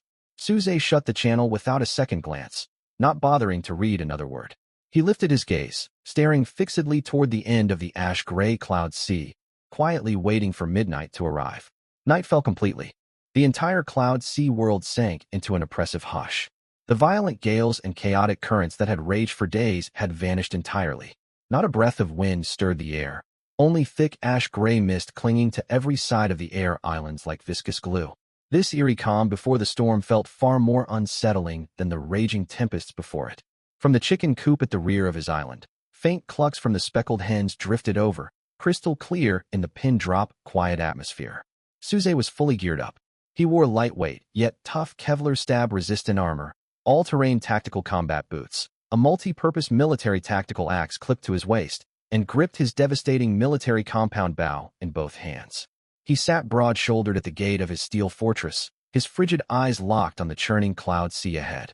Down in the corner of his viewport, Zhang Biao continued spouting nonsense in the regional channel, desperately trying to break Suze's resolve with psychological warfare. Suze, stop hiding like a coward. My directional traction rope has locked onto your coordinates completely. The progress bars hit 90%. Our air islands will connect in half an hour at most. Mad arrogance dripped from every word Zhang Biao typed. I've got dozens of tough fighters backing me up. Your puny steel fortress is nothing. Once we arrive, dozens of pickaxes will tear it apart into scrap metal in minutes. Boss Zhang's unstoppable. Grab your gear, everyone. We'll rush over and take him out, split all the supplies evenly. I want that shower system he's got. Suze, if you're scared now, kneel on the edge of your island and pack up all your rare supplies, fresh vegetables, and eggs to throw over here. If Boss Zhang's in a good mood, he might spare your life. Suze didn't so much as twitch an eyebrow at the farcical rabble celebrating in the chat. He knew the rules of this world far too well. Every survivor's air island was separated by an unimaginable expanse at this stage. Even if Zhang Biao's so-called directional traction rope was a rare special item, it could never bridge such a staggering distance to drag two islands together. The man was just bluffing, trying to bully Suze into surrender with the illusion of superior numbers. A bunch of folks who can barely feed themselves, daydreaming about conquering other islands. Suze let out a cold scoff and tuned out the noisy channel entirely. He turned and walked back into the steel fortress, carrying a plate of freshly braised pork heated over the large cast-iron pot. Rich, savory aroma filled the air. Chunks of marbled meat glistened under translucent sauce, radiating an enticing glow. Suze picked up a piece and popped it into his mouth. The tender fat melted on his tongue, flooding his mouth with savory meat flavor. He ate until sweat beaded his forehead, utterly content. While finishing his braised pork, Suze carefully inspected the high-tensile composite fishing line strung to his rod. This line was his greatest asset for venturing into the deep cloud sea below. He couldn't overlook a single fray or imperfect knot. He retied every joint with his tactical dagger into a secure, unbreakable knot to guarantee zero failure. Time ticked by, only 10 minutes left until midnight. Abruptly, an emotionless, thunderous mechanical voice boomed inside the minds of every living survivor across the entire region. Warning: new survivor protection period expiring. Maximum fishing depth for all survivor rods unlocked to 100 meters. Notice: the 100-meter cloud sea holds both boundless opportunity and mortal danger. Rare top-tier supplies lie hidden in the deep mist, alongside unknown terrifying threats. Exercise extreme caution before casting your line. Additional world rule announcement. In 3 months' time, the first mass air island fusion will take place in this world. Up to 10 air islands will randomly merge into larger, shared survival bases. Survivors may opt out of fusion and remain isolated on their own islands. Fusion prerequisite: survive the second cloud sea tide. After fusion completes, regional city chat channels and cross-island trade systems will officially activate. These sudden global announcements ignited total chaos in the regional chat channel. The lackeys who'd just been screaming alongside Zhang Biao, dreaming of looting wealth, were dragged brutally back to harsh reality by the cold, ruthless system alert. Silence hung over the channel for a full 10 seconds before erupting in waves of panic and shock. Holy hell, 100 meters? I nearly got pulled under a whirlpool at 30 meters. What kind of monsters lurk down there at 100 meters deep? The newbie protection period's over. All those gales, acid rain, and venomous bugs we endured this past month were just the tutorial phase. Air Island Fusion. We'll actually get to meet other people in 3 months instead of wasting away alone on our islands. Don't get your hopes up. Did no one read the prerequisite? We have to live through the second cloud sea tide. Over 7,000 survivors died during the first tide alone. Who can guarantee they'll make it through the second? Faced with the life or death stakes ahead, Zhang Biao's earlier hollow threats were completely forgotten by everyone. No one cared about raiding Suzhou anymore. Staying alive through the 100-meter depths and the second tide was the brutal reality every single person now had to confront. Zhang Biao spammed several messages trying to drag the conversation back to his vendetta, but no one responded. His words were buried under thousands of panicked discussions, rendering him a forgotten joke. Suzhou set down his bowl and chopsticks, grabbed his reinforced fishing rod, and strode to the fishing platform on his island's edge. No fear flickered in his eyes, only the sharp excitement of a hunter closing in on prey. The real survival challenge only starts now. Suzhou locked his gaze on the pale gray cloud sea below, silently counting down in his head. 5, 4, 3, 2, 1. Midnight struck. Boom. An invisible tremor rippled across the entire cloud sea world, releasing a deep, muffled rumble. Deep within the stagnant gray mist, an eerie, profound violet glow seeped out, as if some colossal being slumbering in the depths had just opened its eyes. At the same time, the worn bamboo fishing rod in Suzhou's hands flared with warm pale blue light. As the light swirled across its surface, a layer of jet black unknown metal material seamlessly coated every cracked inch of the bamboo shaft. This matte cold metal drastically boosted the rod's weight and toughness by an enormous margin. Fishing rod upgrade complete. Current maximum depth, 100 meters. Toughness increased by 500. A sharp glint flashed across Suzhou's eyes. He hefted the heavy black metal rod in his grasp and broke into a grin. Without hesitation, he sliced a thick chunk of canned luncheon meat with his tactical dagger and secured it firmly to his steel-forged hook. 100 meters. Let me see what treasures you're hiding down there. Suzhou tensed his arms and cast the hook hard toward the violet-tinged depths of the cloud sea. Whoosh! The high-tensile composite line sliced a straight streak through the air, carrying the meat-baited steel hook like an armor-piercing arrow plunging straight into the gray mist. 30 meters, 50 meters. The reel spun wildly, feeding line out past the previous 30-meter limit of the newbie protection period in the blink of an eye. Suzhou could distinctly feel the resistance growing exponentially as depth increased. It was no longer the soft give of ordinary mist, but like stirring a bucket of thick, sticky asphalt. When the depth marker hit 80 meters, the downward drag balanced into a steady pull. The violet, glowing deep cloud sea fell into an unsettling hush. Suzhou planted his legs wide, his all-terrain tactical boots digging firmly into the dirt, both hands steady on the newly transformed black metal rod. He held his breath, pouring all his focus into every faint vibration traveling up the line. Fishing at 80 meters meant the tiniest tremor could spark a deadly struggle for survival. A full half-hour passed, and the float hadn't shifted once. Over in the regional channel, several survivors, overcome by greed and restlessness, had already cast their lines into the deeper mist. Guys, I'm casting my line. Fortune favors the bold. Rare crafting blueprints have to be hidden deeper down. I'm casting too. What's there to fear? The worst case is death. I'm sick of surviving on bark every single day. But less than 5 minutes later, the tone of the chat shifted entirely, filled with panicked screams scrolling nonstop across the screen. Help me. Something's bitten my hook. I can't hold it back at all. My rod's going to snap. Aya! A massive shadow. A huge dark mass climbing up my fishing line. Somebody help. Don't cast your lines. Whatever you do, stay away from the deep mist. A top survivor from the neighboring district got dragged straight into the violet cloud along with his rod, without even a single scream. Panic spread like an epidemic. The survivor counter in the corner plummeted by over 40 people in barely 10 minutes. This terrifying mortality rate shattered the courage of everyone who dared test deeper fishing depths, and they all scrambled to reel their lines back in as fast as possible. Suzhou watched the chaos unfold in the chat, his gaze still sharp and unyielding, his hands rock steady without the slightest urge to retreat. Greater risk brings greater reward. If you lack the courage to face danger, you never deserve to survive. Right then, the black metal rod in his hands lurched violently downward. There was no warning, no tentative tug, just a force slamming into the hook like a fully loaded heavy truck traveling at full speed. Damn it! Suzhou roared as the brutal pull dragged him sliding half a meter forward across the dirt. The strength was beyond staggering. If he'd still been using his old bamboo rod, this single jolt would have shattered it to splinters instantly. But the metal rod only curved gently, showcasing its astounding resilience. Suzhou reacted instantly, releasing one hand to draw his military compound bow. threading the taut fishing line neatly through the bow's pulley system. Leveraging the bow's advanced labor-saving mechanics, he drove his boots hard into the ground and leaned his entire body backward, nearly forming a sharp angle with the dirt. Creak, creak. The compound bow's pulleys shrieked sharply as the high-tensile line stretched thin as steel wire, teetering on the brink of snapping. Whatever lay below thrashed wildly in the depths, every twist sending a tidal wave of force surging up the line. Come up here with me. Suze ground his back teeth together, thick veins bulging across his neck like tangled vines.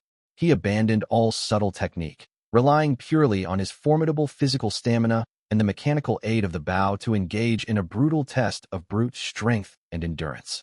1 meter, 5 meters, 10 meters. It was an unforgiving battle of stamina and willpower. Deep gashes sliced into Suze's palms from the taut line, sweat pouring down his cheeks non-stop, yet he refused to yield an inch, hauling the massive weight upward from the cloud sea bit by bit. The struggle dragged on for an hour and a half. Suze's arms went numb, moving only through muscle memory as he mechanically cranked the reel. Finally, the cloud sea split open with a massive splash. A heavy metal crate covered in black blast-resistant plating burst through the mist, arcing through the air before crashing heavily into the dirt of the air island. Boom. The ground shook violently, dirt flying everywhere. Suze collapsed backward onto the ground completely drained, his chest heaving like a bellows as he gasped for air. It took more than 10 minutes for him to regain enough strength to stand, dragging heavy footsteps over to the black metal crate. No keyhole marked its surface, only a seamless metal cover panel. Suze pulled out his tactical dagger and pried hard along the seam. Click! The lid popped open. Thick shock-absorbent foam lined the interior, holding several pieces of top-tier military gear resting quietly inside. Obtained: military high-power night vision goggles ×1, high-tensile tactical paracord 100 meters ×1 roll, military single-soldier emergency adrenaline shot ×2 vials. Suze's eyes lit up the moment he saw the supplies. Perfect loot. All life-saving rare gear. The cold mechanical voice echoed in his mind on schedule. Ding. Loot acquisition detected. Tenfold critical loot system activated.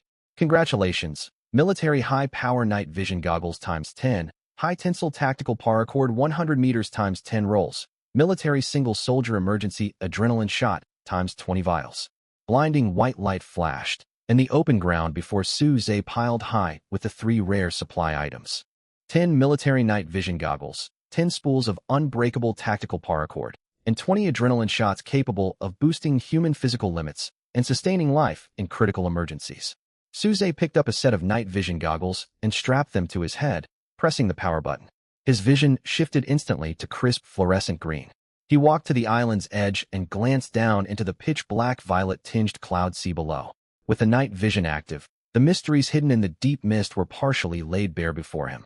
Massive dark shapes drifted slowly through the depths between 30 and 100 meters. Some resembled enormous thick serpents. Others were amorphous masses covered in writhing tentacles. They glided through hidden undercurrents, exuding a nauseating aura of lethal danger. So this deep mist is a full nest of monsters. Suze drew a deep breath, a flicker of dread washing over him. If he'd hooked any of these beasts instead of the supply crate just now, the outcome would have been catastrophic. With the night vision goggles, his future deep-sea fishing trips would no longer be blind guesswork. He could precisely avoid the enormous shadowy creatures and cast only towards stationary objects or supply crate silhouettes. Suze didn't sleep a wink for the rest of the night. Equipped with the military night vision, he held an unobstructed bird's-eye view of the depths. Standing at the island's edge with the goggles strapped to his forehead, his sharp eyes scanned the churning cloud sea non-stop. The giant, dangerous, shadowy monsters had nowhere to hide in his enhanced vision. He skillfully maneuvered his fishing line to steer clear of the roaming beasts, casting his steel hook exclusively towards stationary outlines or smaller supply shapes. Though the pull from the depths remained ferocious, the compound bow and his tactical boots let him reel in his catches steadily and safely. He hauled his rod 5 separate times through the midnight hours. While he didn't land gear as valuable as the night vision goggles again, he amassed massive quantities of basic building materials and premium preserved rations. Obtained: premium anti-corrosion planks ×50, tenfold critical loot reward ×500. Obtained: Air Island Foundation stone ×2, tenfold critical loot reward ×20. Obtained: high energy compressed ration pack ×10, tenfold critical loot reward ×100 packs.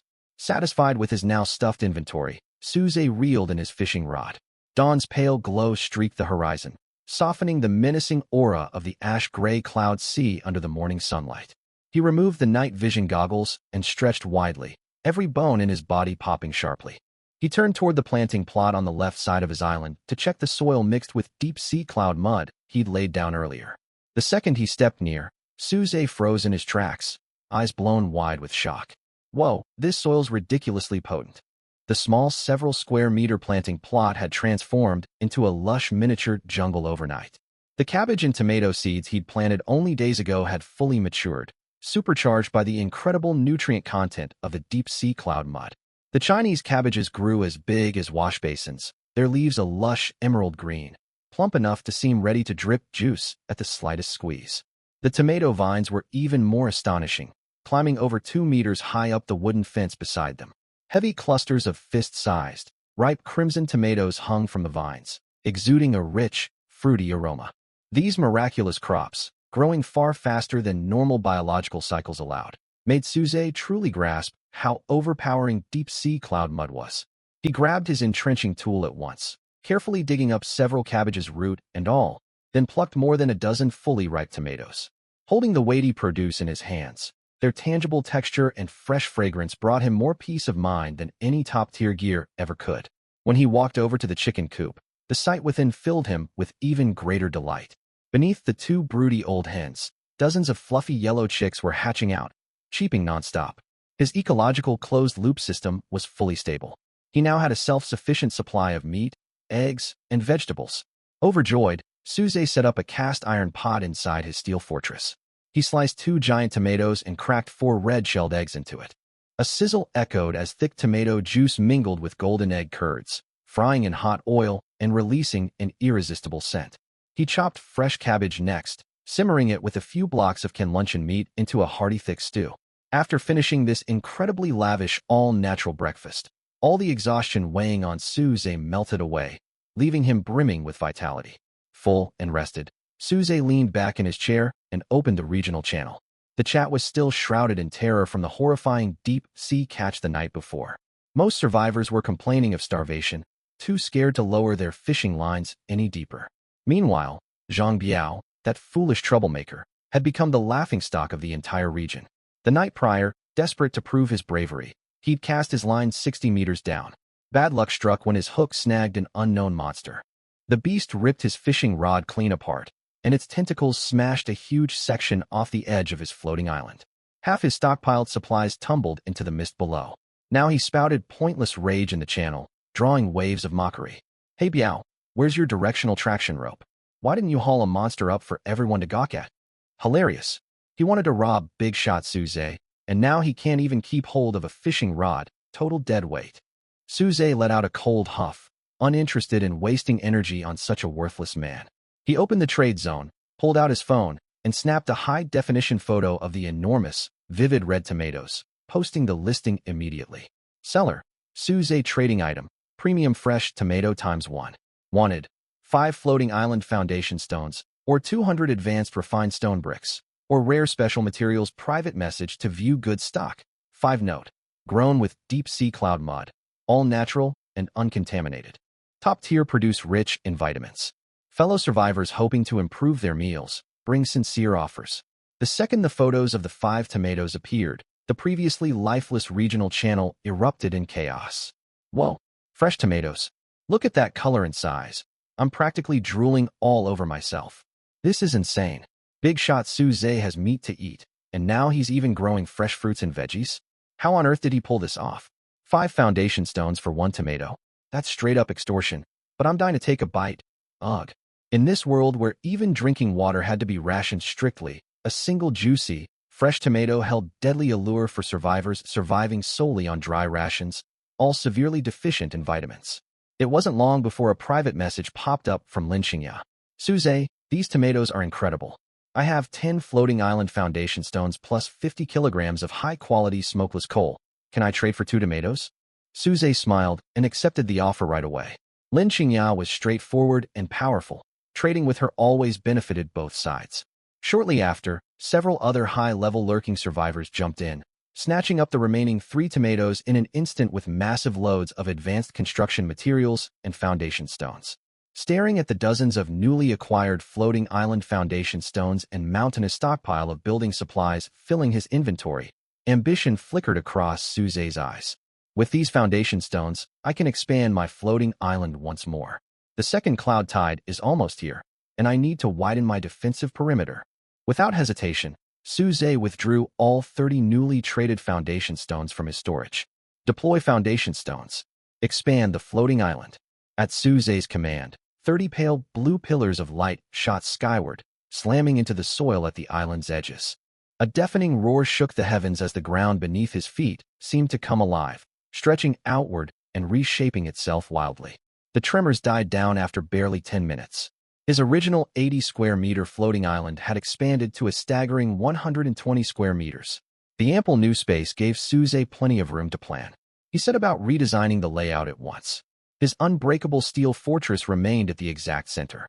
He expanded the planting zone on the left to 20 square meters, covering every inch with deep-sea cloud mud. The chicken coop and material storage area at the rear also received expansions. Along the outermost edge, he reserved a full 2-meter-wide buffer zone for defenses. I have enough space now, but my outer defenses are still far too weak. Suze frowned as he eyed the mere half-meter-tall stone retaining wall ringing the island's perimeter. The second cloud tide would undoubtedly be far more violent than the first. That low wall alone would never hold back the monsters crawling up from the abyss below. He had to keep fishing to find stronger defensive supplies. Night fell once more, and the dark purple glow deep within the sea of clouds grew denser. Donning military high-magnification night vision goggles and gripping his black metal fishing rod, Suze returned to his fishing platform. The night goggles let him clearly avoid 3 massive tentacle monsters patrolling the depths. He lowered his hook steadily above a patch of shadow completely devoid of any life signs. He flicked his wrist hard, sinking the hook firmly into the shadowy mass. Hull. Skillfully leveraging the pulley system on his compound bow, Suze planted his legs and began another grueling tug of war. This catch sat unnervingly heavy on the line. No thrashing or struggle at all. Clearly an inanimate object. Half an hour later, a dented dark green military supply crate was dragged onto the floating island. Suze split the latches open with his tactical axe and lifted the lid. 2 heavy pieces of equipment glinted with cold metallic light inside. Obtained. Heavy alloy blast shield ×1 obtained. Military dazzle strobe light ×1 system notice. The blast shield is forged from special armored steel, capable of withstanding heavy impacts. The dazzle strobe emits light bright enough to blind any creature, powered by an integrated micro-rechargeable battery. A blast shield and a strobe light. Suze's face lit up with delight. These were perfect frontline combat tools. Ding. Detected host acquired supplies. Tenfold critical harvest system activated. Congratulations, you receive heavy alloy blast shield ×10. Congratulations, you receive military dazzle strobe light ×10. A flash of white light swept across the ground, revealing 10 waist-high, immensely thick alloy blast shields and 10 military strobe lights lined up neatly before him. Suze set to work immediately.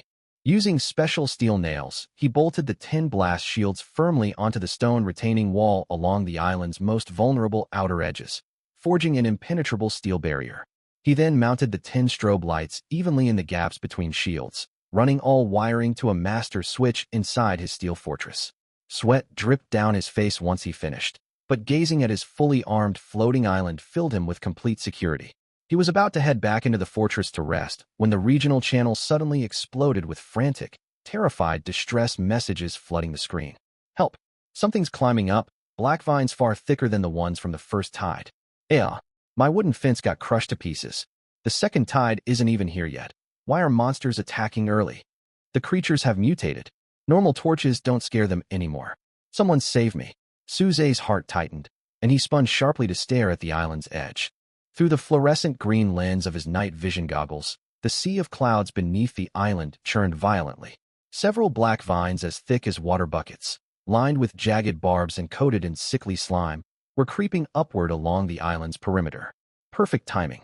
I'll test out my new gear on you lot. Calm and unshaken, Suze let out a cold smirk, hurried back into the steel fortress, and slammed down the master switch for the strobe lights mounted on the wall. Click. All 10 military dazzle strobes blazed to life simultaneously. The blinding brightness was equivalent to 10 flashbangs detonating at once along the island's border. Harsh white light tore through the night, illuminating the entire floating island as bright as daylight. Hiss! The mutated black vines, which had spent their entire existence in the pitch-black abyss, could not endure the overwhelming brightness. They let out shrill hisses, writhing wildly as their advance ground to a halt, recoiling backward in agony. Strike while they're vulnerable. Suze kicked open the fortress gate, gripped his military compound bow, and knocked a carbon fiber armor-piercing arrow. He cranked the pulley draw all the way back, lining the 5-point sight dead on the thickest vine. Twang! The bowstring hummed, and the armor-piercing arrow streaked forward like a black lightning bolt, piercing straight through the vine's main trunk. Dark green toxic sap sprayed forth like a fountain, splattering across the heavy alloy blast shields and hissing as it corroded the air, but the shields sustained not a single scratch. Suze became an unrelenting hunter, firing shot after shot from his compound bow without missing a single target. In just 1 minute, the vines sent to test the island's defenses were riddled with holes, losing strength until they plummeted down into the 100-meter abyss. With the threat neutralized, Suze shut off the strobe lights and watched coldly as other survivors in the channel fought for their lives, suffering heavy casualties. Now that the sea of clouds stretched 100 meters deep, the bar for survival had risen to impossible heights. Yet Suze feared nothing. Meanwhile, other survivors, who'd endured a month of hunger and bitter cold, burning with envy watching elites like Suze live comfortably, refused to stop fishing even with monsters looming. If anything, they grew even more reckless and excited. 100 meters. I'm casting all the way down. Rare top-tier supplies, here I come. Fortune favors the bold. If I haul up a premium supply crate, I'll build my own fortress and feast just like Suze.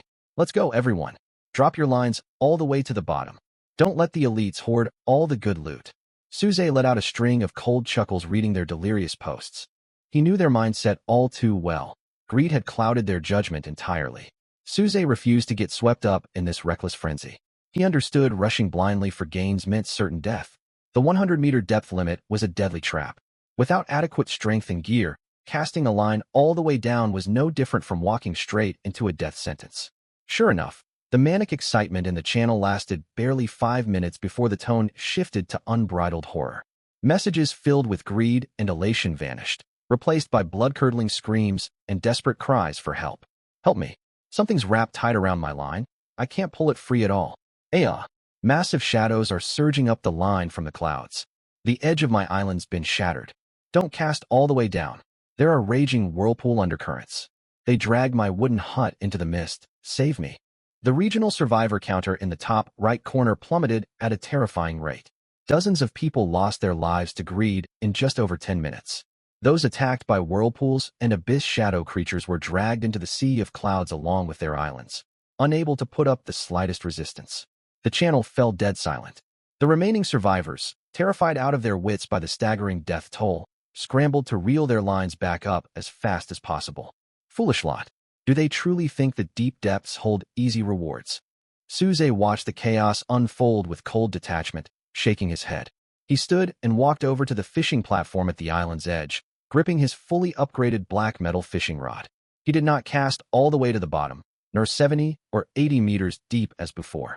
Instead, he carefully adjusted the scale on his composite fishing line, fixing his fishing depth at 40 meters, 10 meters past the 30-meter safe zone for new survivors. One takes meals bite by bite and explores the sea of clouds layer by layer. He baited his hook with a large block of luncheon meat, swung the rod hard, and sent the hook sinking accurately into the pale gray sea of clouds. As the line fed out, Suze could distinctly feel resistance building from below.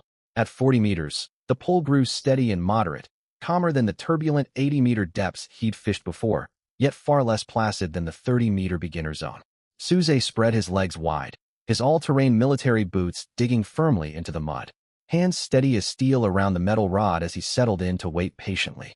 Minutes ticked by, and the 40-meter depths remained eerily quiet. After roughly half an hour, the float bobbing on the cloud surface suddenly plunged straight down. The pull hit without warning, a heavy, unyielding downward tug. Suze's gaze sharpened, the muscles in his arms tensing instantly. Instead of bracing against the force head-on, he threaded the composite line through the pulley system on his military compound bow for mechanical leverage, leaning his entire body backward. Creak, creak. The high-tensile composite line stretched taut, emitting a shrill scraping whine.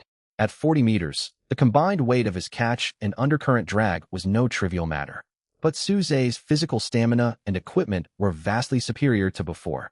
Gritting his teeth, his arms acting like tireless hydraulic clamps, he hauled the massive weight upward inch by inch. The tug-of-war dragged on for a full 20 minutes before the sea of clouds burst open. With a thunderous splash, a heavy wooden slat crate was dragged onto the floating island, crashing heavily into the mud with a dull thud. Su Zhe exhaled deeply, wiping sweat from his forehead. He stepped forward, drawing his multi-purpose military tactical axe. He jammed the blade into the crate seams, prying hard. Crack! Wood splintered apart. Su Zhe peered inside, finding stacks of solid-fired standard red bricks, alongside several thick craft paper sacks of fast-setting cement. Obtained. High-strength fired red brick times 500 obtained. High-efficiency fast-setting cement times 5 bags. Rather than feeling disappointed by these basic construction materials, Su Zhe's eyes lit up. His island's outer perimeter only had a half-meter stone retaining wall, far too thin to hold strong defenses. With thousands of red bricks and cement on hand, he could build a tall, solid new wall ringing the entire floating island. Just then, the cold mechanical voice echoed in his mind on schedule. Ding! Detected host acquired supplies. Tenfold critical harvest system activated. Congratulations, you receive high-strength fired red brick times 5,000.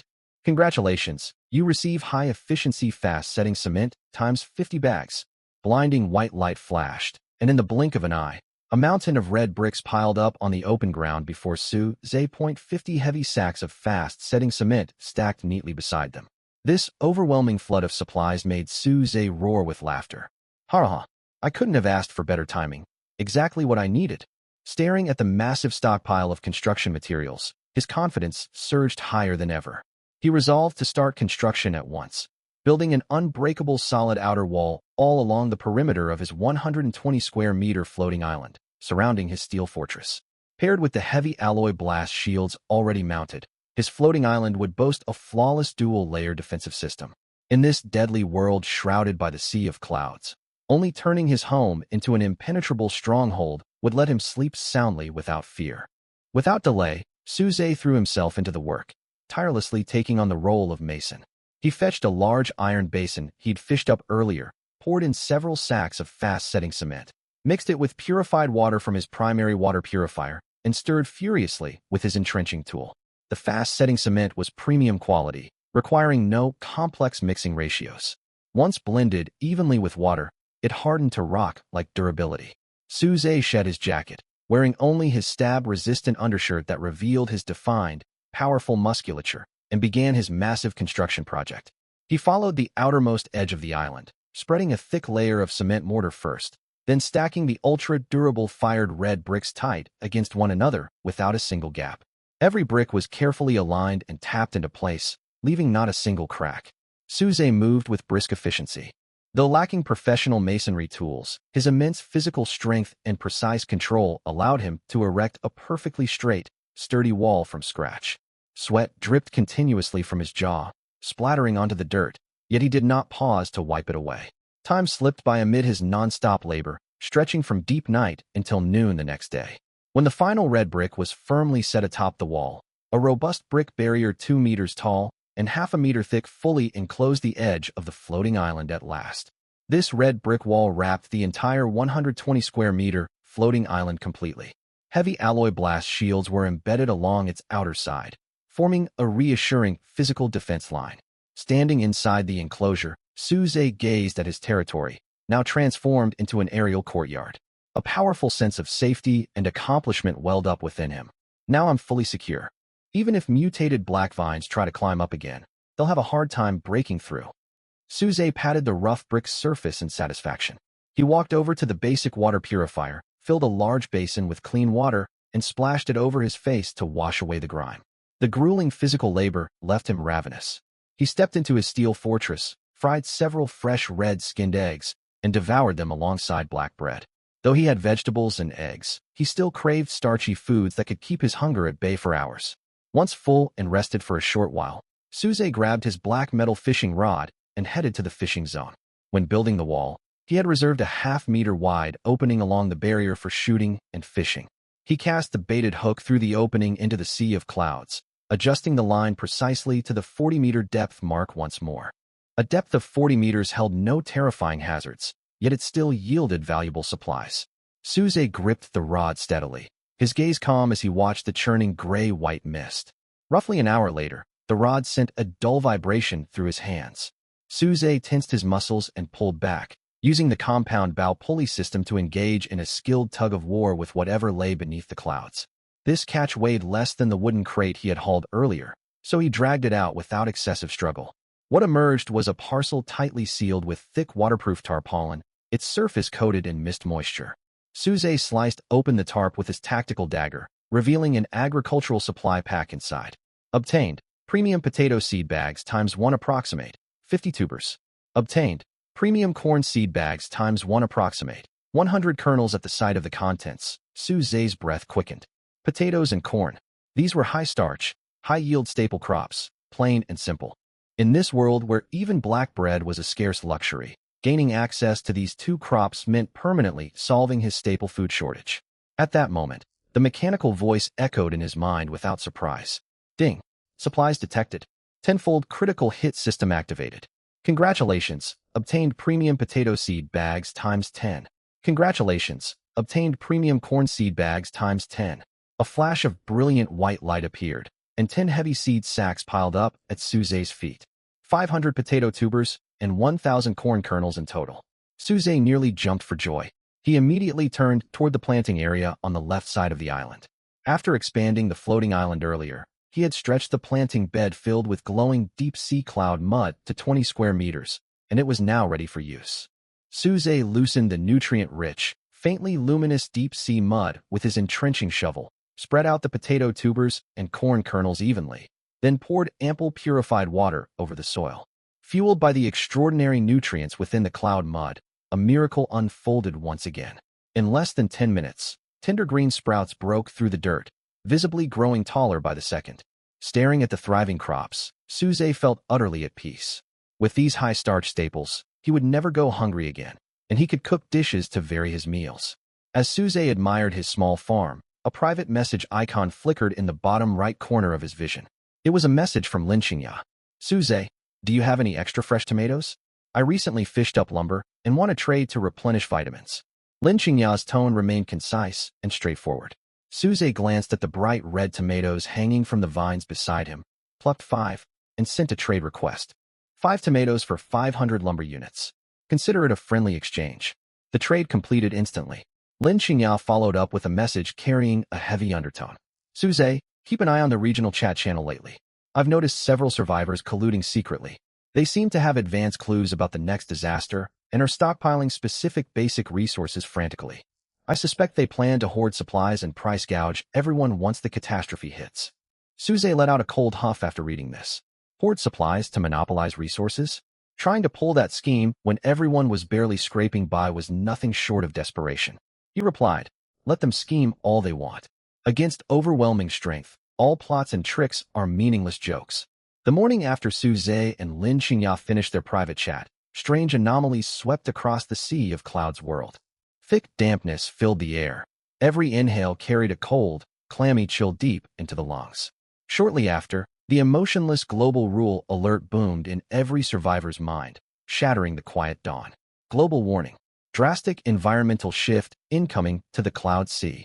In 3 hours, this region will enter a 5-day cold damp season. Notice, during the cold damp season, air humidity will reach 100 saturation alongside persistent frigid temperatures.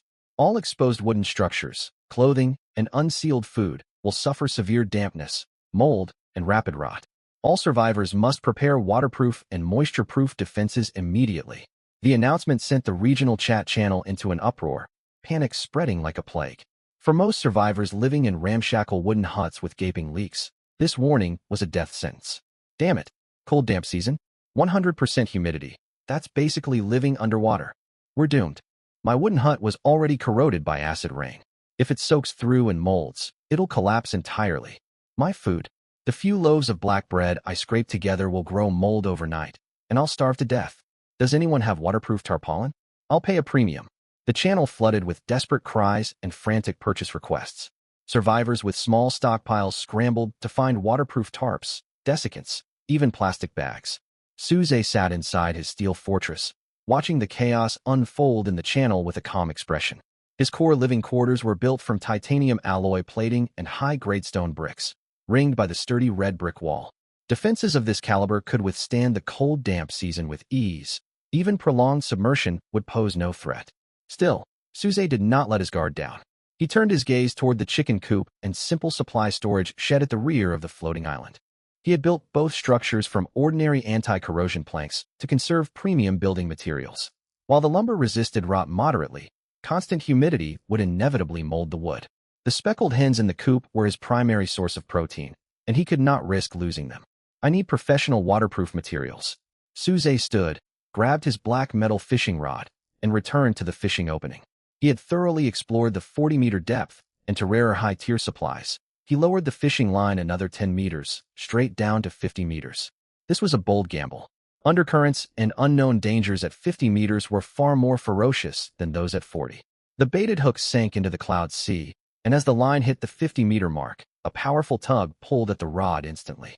Wild undercurrents churned far below, yanking the fishing line as if enraged beasts. Suze had to grip the rod with strength to avoid being pulled off. He drew a deep breath, sharpening his focus to catch every tiny tremor along the line. More than an hour passed, and Suze's arms began to ache when the rod suddenly buckled under a heavy, overwhelming downward pull. "It's here," Suze roared, snapping the fishing line into the pulley system and leaning his weight backward. Creak. The compound bow pulleys screeched under the strain. Whatever lay 50 meters down weighed an absurd amount. Suze planted his feet firmly against the base of the brick wall, his muscles bulging as he fought a grueling tug of war. The struggle dragged on for nearly 30 minutes, draining nearly all his stamina. At last, a massive cylindrical object burst through the mist with a thunderous splash and crashed onto the edge of the floating island. Thud! The metal container slammed into the ground with a dull clang. Suze gasped for air as he stepped forward, discovering a metal barrel. Obtained. Premium outdoor waterproof coating ×1 large barrel approximate. 50 liters notice. Cutting-edge synthetic industrial coating with superior waterproof, anti-mold, and low-temperature resistance. Once applied, it forms an unbreakable protective film, top-tier supplies for surviving extreme damp environments. Reading the barrel's description, Suze's mouth stretched into a wide grin. He had gotten exactly what he needed. Just as joy washed over him, the mechanical alert echoed in his mind again. Ding. Supplies detected. Tenfold critical hit system activated. Congratulations. Obtained premium outdoor waterproof coating ×10 large barrels. A flash of white light flashed, and 10 massive barrels lined up neatly in the yard. 500 liters of elite waterproof coating in total. Without pausing to rest, Suze fetched a wide brush and pried open one barrel. A faint chemical scent drifted out, revealing thick, transparent coating inside. Suze set to work swiftly, brushing the exterior walls of the chicken coop and storage shed. He layered the coating thickly, sealing every single crack with the specialized film. In under 2 hours, the wooden buildings were covered in an invisible, fully waterproof barrier, completely insulated from the incoming cold, damp season. The 3-hour countdown ticked away in an instant. The moment the global warnings timer expired, the Cloud Sea world descended into environment chaos. The pale gray mist thickened into a dense, opaque cold white fog that obscured everything within arm's reach. Temperatures plummeted more than 10 degrees in minutes, and air humidity maxed out to an oppressive 100% saturation. Suze stood at a window of his steel fortress, observing the scene outside with a slight frown. The cold, damp season's intensity exceeded his expectations. Water vapor condensed into tangible droplets within the thick fog, streaming down the brick wall and steel fortress outer walls. Frigid puddles pooled on the ground.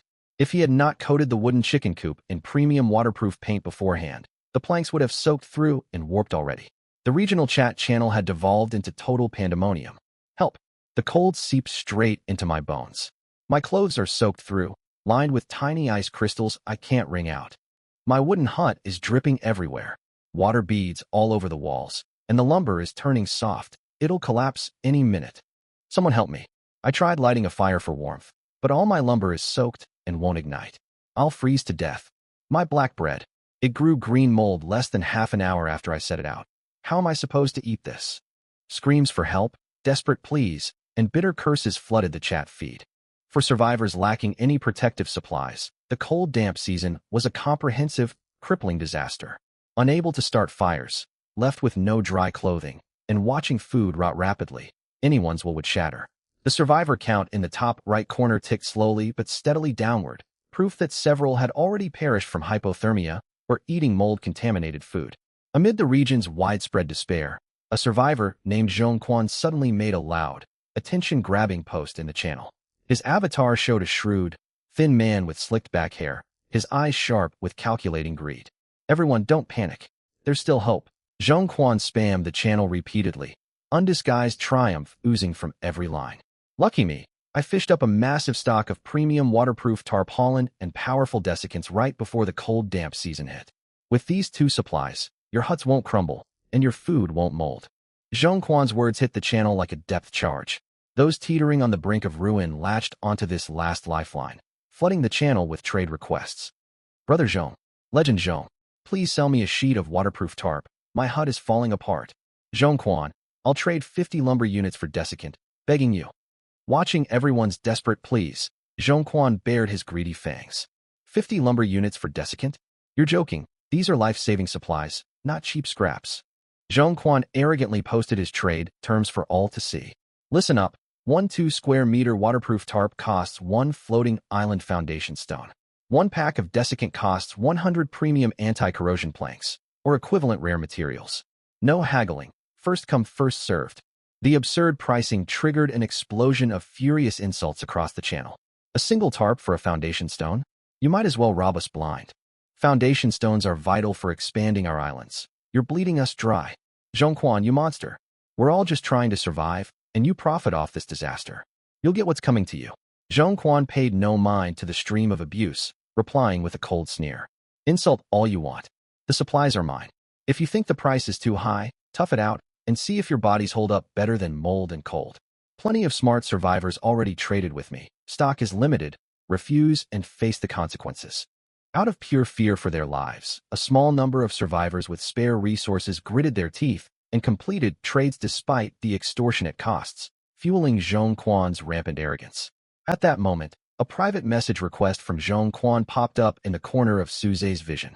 Suze raised an eyebrow and opened the message. "Famous Suze, it's an honor to reach out to you." Zhong Quan's tone dripped with fake politeness. "I know your steel fortress can withstand the cold, damp season, but no one can survive alone in this world without occasional supplies. I'm open to forming alliances. Here's my offer. Send me 5 fresh vegetables and 3 eggs daily, and you'll be counted as a partner." Reading the ridiculous message, Suze nearly laughed out loud. Offer regular tribute to him. Had this man lost his mind? Before Suze could reply, Zhong Quan sent a second message, his tone shifting to unbridled arrogance and threats. "Don't turn this down. I'm the only one in the region with waterproof supplies right now. If you refuse to send tribute, I'll rally everyone who traded with me to cut all contact with you in the channel. No one will trade you lumber.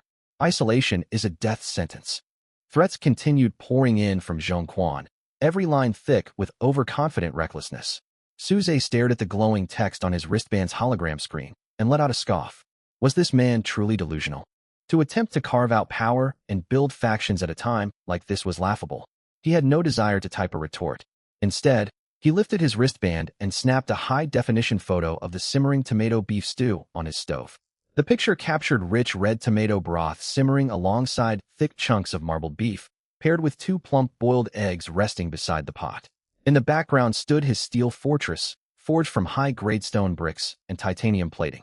Warm hearthlight illuminated dry, moisture-free walls, with not a trace of dampness anywhere in sight. Suze casually sent screenshots of Quan Zhong's arrogant private messages, alongside the photo, to the regional chat channel. "Quan Zhong, keep that shabby oilcloth to wrap yourself in. You dare demand tribute from me? Who do you think you are, trying to ostracize me? I feast on meat and stew every day inside my fortress. Not a single drop of dampness touches me. I don't need your worthless moisture-proof junk." Suze attached the text, calling Quan Zhong out directly in the channel. The moment the message went live, survivors who'd long seethed under Quan Zhong's exploitation erupted. "Holy cow! Tomato meat stew and eggs? Is that a real meal for Lord Suze? That background's his house. Not a trace of water anywhere. So bone dry. Quan Zhong's an idiot for threatening Lord Suze.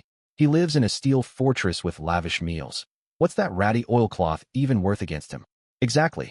You profited off everyone's suffering and thought you controlled everything? Lord Suze doesn't care about you at all. The chat's tone flipped completely. Those who'd just been begging Quan Zhong realized his pitiful supplies paled in comparison to Suze's stockpile. Watching the channel turn against him, Quan Zhong stamped around his wooden hut in a rage. He'd planned to assert dominance by picking on Suze, only to get publicly humiliated.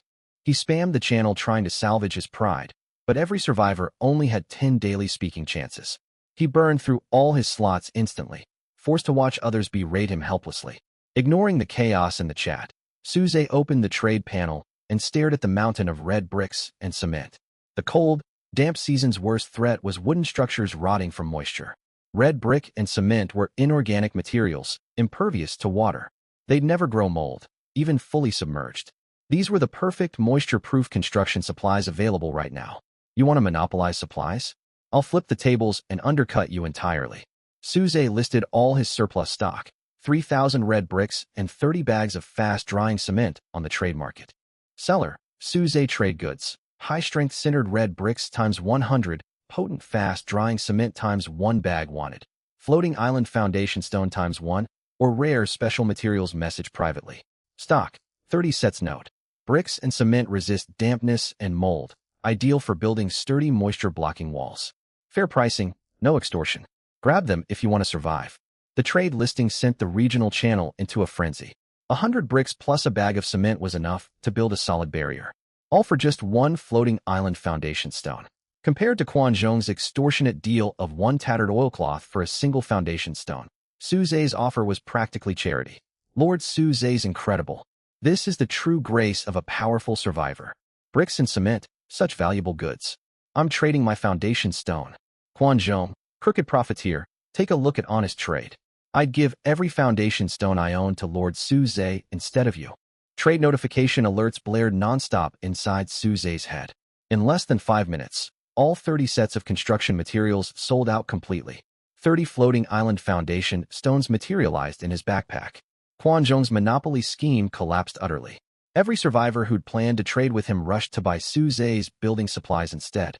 Clutching his stock of waterproof oilcloth and desiccants, Quan Zhong trembled with fury, powerless to stop it. Suze nodded in satisfaction at the foundation stones filling his bag. He stepped outside his steel fortress and activated all 30 stones at once. Pale blue light pillars shot toward the sky, and the soil lining his floating island's edges stretched outward rapidly. A low rumble shook the land as his island expanded. His island expanded from 120 square meters to 150 square meters. Suze planned to use the newly added 30 square meters to expand his crop plots and living quarters. He compacted the ground with an entrenching shovel, resolving to properly renovate the space once the damp season ended. With that task finished, he picked up his rod. Thick white fog shrouded the air of the damp season, cutting visibility to almost nothing.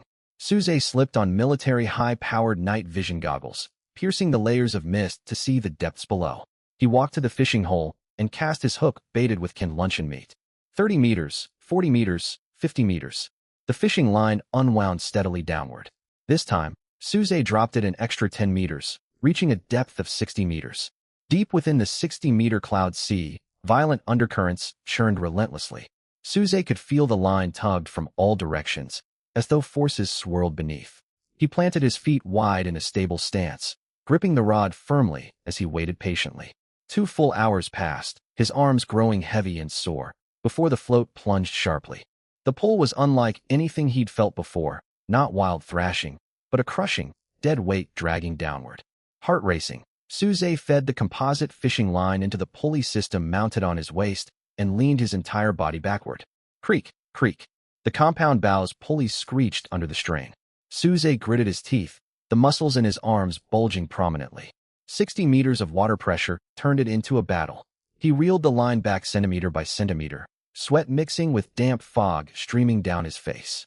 It took a full hour to haul the massive weight out of the cloud sea. Splash! A giant wooden crate crashed onto the dirt inside his red brick wall enclosure. Gasping for breath, Suze stepped forward. He split the crate open with a tactical axe. Inside lay a mechanical device assembled from thick cast iron and rubber hoses. Obtained. Hand crank water pump times 1 obtained. High-density filter screen times 1. Suze's eyes lit up. This was invaluable gear. His basic water purifier worked well, but he constantly wasted time. With this pump and filter screen, he could build a semi-autonomous freshwater circulation system. The familiar mechanical chime echoed in his mind right on cue. Ding! Detected host acquired supplies. Tenfold critical hit system activated. Congratulations, host. You receive hand crank water pump times 10. Congratulations, host. You receive high-density filter screen times 10. A flash of white light revealed 10 brand new sets of pumps and filter screens neatly arranged before him. Suze let out a hearty laugh. Now he had spares for all eventualities. Cold white mist still swirled around the perimeter, but the red brick walls and steel fortress sealed out every trace of dampness. Suze skipped rest and immediately set about assembling his freshwater circulation system. He took one hand crank pump, connected its thick rubber intake hose to the basic purifier's outlet, and fitted the high-density filter screen into the pump's midsection. Finally, he ran the output hose straight into his insulated tank. Once assembled, Suze grasped the cast iron crank handle and turned it firmly. Gurgle gurgle. As the pump whirred, purified water from the filter rushed through the rubber tubing.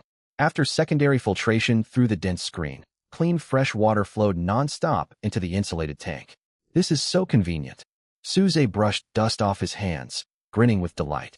Before, he'd had to set alarms to refill plastic bottles for the purifier every hour. Now a few cranks each day filled the tank completely, freeing up hours of his time and drastically boosting his quality of life. With the water system finished, Suze turned toward the crop plots on the left. He'd been occupied reinforcing defenses and fishing the past few days, neglecting his farmland. Stepping closer, he stared in shock at the sight before him. Fueled by the cloud mud, his seeds sprouted into a thriving field. Corn stalks stood over 2 meters tall, thick as young saplings, their broad leaves unfurling in the humid air. Every stalk bore 2 or 3 plump corn cobs. Their silk turned deep brown, proof the corn had fully ripened. Over in the potato plot, dense potato vines carpeted the ground. Suze knelt down at once, digging through the cloud mud with his bare hands. A smooth yellow potato the size of an adult's fist rolled free. He dug deeper, uncovering clusters of potatoes bunched like grapes. Each tuber was enormous, and they grew in staggering quantities. Grabbing several large woven sacks, Suze threw himself into harvesting. He ripped the plump corn cobs free, peeling back their husks to reveal rows of golden, translucent kernels releasing a sweet, inviting aroma. Potatoes piled basket after basket, forming a small mound on the ground. 2 full hours passed before Suze finished harvesting the entire 20-square-meter plot. Tallying his haul, he gathered over 400 gene of premium potatoes and more than 300 sweet corn cobs. Staring at the mountain of grain, Suze felt unshakable security settle over him. In this world where moldy black bread sparked violent scrambles for scraps, his food reserves had reached an absurd surplus. He had unlimited access to staple carbohydrates, completely self-sufficient. Suze gathered several fresh corn cobs and 7 or 8 fist-sized yellow potatoes, carrying them back into his fortress. He lit the stove at once. Washing the potatoes and corn clean, he dropped them into a large cast iron pot, filled it to the brim with purified water, and covered the lid to boil. Before long, a rich, mild fragrance of whole grains filled the steel fortress. Suze lifted the lid, billows of hot steam rushing out. He grabbed a boiled sweet corn cob, ignoring the scalding heat, and took a huge bite. Whoa, this is unbelievably sweet. Juicy syrup burst across his tongue, its soft, mellow sweetness lifting his spirits completely. The potatoes were fluffy and smooth, delicious even without any seasoning. Suze ate 2 corn cobs and 3 large potatoes until he was full, burping softly. Glancing at the remaining cobs in the pot, he smiled to himself. Plain boiled food gets boring. I need seasonings to improve my meals. He pulled out his phone and snapped multiple high-definition close-ups of the steaming golden boiled corn in the pot. He opened the trade market and listed the goods right away. Seller, Suze Trade Goods, fresh boiled sweet corn cob ×1. Wanted, condiments such as soy sauce, black vinegar, oyster sauce, or daily necessities including toothpaste, toothbrushes, toilet paper. Message privately to negotiate quantity. Stock. 5-note. Freshly steamed sweet corn, soft, sweet, and satisfying, packed with comforting carbs. Only trading for seasonings, no junk offers accepted. The listing dropped, and the regional channel, previously filled with complaints about the endless damp season, fell dead silent. 3 seconds later, the entire chat exploded. Wait a second, am I seeing boiled corn right now? This can't be real. I've survived on rock-hard moldy black bread. and he grows corn. That golden hue, the rising steam, my mouth's watering nonstop. Lord, I have an unopened full bottle of Haitian soy sauce. Can I trade it for one cob? I'm begging for a warm bite. I have a pack of toilet rolls and a brand new tube of toothpaste. Lord Sue, trade with me. In this desolate world where mere survival was a struggle, a single steaming cob of sweet corn held incredible value. Private message alerts chimed nonstop, urgent and endless. Suze sorted through the offers carefully, only accepting trades for large quantities of practical daily goods and condiments. In under 2 minutes, all 5 corn cobs sold out. Flashes of light appeared one after another. 2 large bottles of soy sauce, 1 bottle of black vinegar, 2 cans of oyster sauce, a bulk pack of thick toilet paper, and even automatic toothbrushes with mint toothpaste materialized before Suze. Perfect. Grabbing the toothbrush and toothpaste, Suze walked outside to the hand crank water pump, filled a cup with clean water, and brushed his teeth thoroughly. The cool mint flavor filled his mouth, making him feel as though he'd returned to civilized society. Time slipped by quickly, and the long, grueling damp season neared its end. Over the past few days, Suze traded his surplus potatoes and corn on the market to gather massive stockpiles of floating island foundation stones and high-grade construction materials. Pale blue light pillars lit up the sky one after another. Suze's floating island expanded to an astonishing 200 square meters. 200 square meters. It was no longer a cramped survival platform, but a fully functional sky farm. Tall red brick walls enclosed the entire territory, the steel fortress standing at its center. To the left stretched vast nutrient-rich cloud mud crop plots, and at the rear sat a thriving chicken coop and spacious supply warehouse. Every corner was neatly organized. I've got more than enough space now. Time to fish deeper waters. Suze slung his black metal fishing rod over his shoulder and strode to the fishing hole. He'd kept his fishing depth limited to 60 meters these past days. Now, with peak physical condition and fully upgraded gear, he resolved to cast all the way down to 70 meters. He baited the hook with a thick chunk of fresh potato and hurled the rod hard. Whoosh! The high-tensile composite fishing line unwound rapidly. 30 meters, 50 meters, 60 meters, 70 meters. When the line's marker hit 70 meters, the cloud sea below turned deathly quiet, a silent abyss stretching beneath. No churning undercurrents, no passing aquatic creatures, only an unsettling stillness that pricked at his nerves. Suze watched intently through his night vision goggles, his hands steady as stone. For full hours passed. Just as Suze resigned himself to catching nothing that day, an eerie, crushing weight jerked the fishing rod hard. A massive force shooting straight down his arms. Whoa, what's this unbelievable weight? Suze's face paled, the pull nearly yanking him off his feet. He instantly fed the line into his military compound pulley system, driving his feet hard against the base of the red brick wall and leaning his entire torso backward. Creak, creak, creak. The pulley system whined under pressure. The high-strength composite line stretched paper thin, threatening to snap at any second. Come up with me. Suze's eyes blazed red, thick veins bulging across his neck like twisting dragons. Abandoning subtle technique entirely, he relied purely on his raw physical strength and the pulley's mechanical advantage, hauling the line back millimeter by grueling millimeter. Sweat poured down his body, soaking his stab-proof uniform completely. The fishing line cut deep, bleeding gashes across his palms, blood dripping down the cord into the cloud sea below. Yet Suze clenched his jaw, refusing to retreat an inch. 3 full hours dragged on. Suze's arms felt completely numb, every bone in his limbs aching with strain. At last, a thunderous splash tore through the 70-meter cloud sea. An enormous, slate-gray boulder was dragged forcefully to the surface. Boom! The giant stone crashed onto the floating island, shaking the entire 200-square-meter landmass violently. Dirt sprayed 2 meters into the air. Suze collapsed onto his back, utterly drained, gasping desperately as his chest heaved rapidly. Huff! Huff! That nearly broke me. He lay flat for 30 minutes before regaining enough strength to stand. Staggering to the massive gray boulder, he examined its surface. Smooth and uncarved by human hands, it radiated a gentle, warm aura. Obtained, constant temperature bluestone ×1. Description, a rare mineral originating deep within the cloud sea, with extreme density and unique physical properties. It absorbs faint light and heat during daylight hours, releasing steady mild warmth through cold nights and frigid weather. A top-tier material for regulating local microclimates. Reading the description, Suze's eyes lit up instantly. Constant temperature bluestone, a natural heat source that radiated warmth on its own. This stone was priceless during damp cold seasons or freezing weather. The crisp mechanical voice echoed in his mind once more. Ding. Detected host acquired supplies. Tenfold critical hit system activated. Congratulations, host. You receive massive constant temperature bluestone times 10. Blinding white light flooded the area, revealing 10 half-human tall, 1,000-gene gray boulders lined neatly within the red brick walls. A tangible warm current drifted outward from every stone. Suze set to work immediately. Using his entrenching shovel and tactical paracord as levers, he labored tirelessly to position the 10 bluestones evenly across every corner of his 200-square-meter floating island.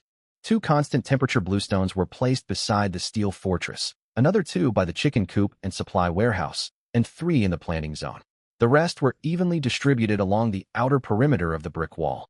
As the constant temperature bluestones settled into place, the temperature began to rise.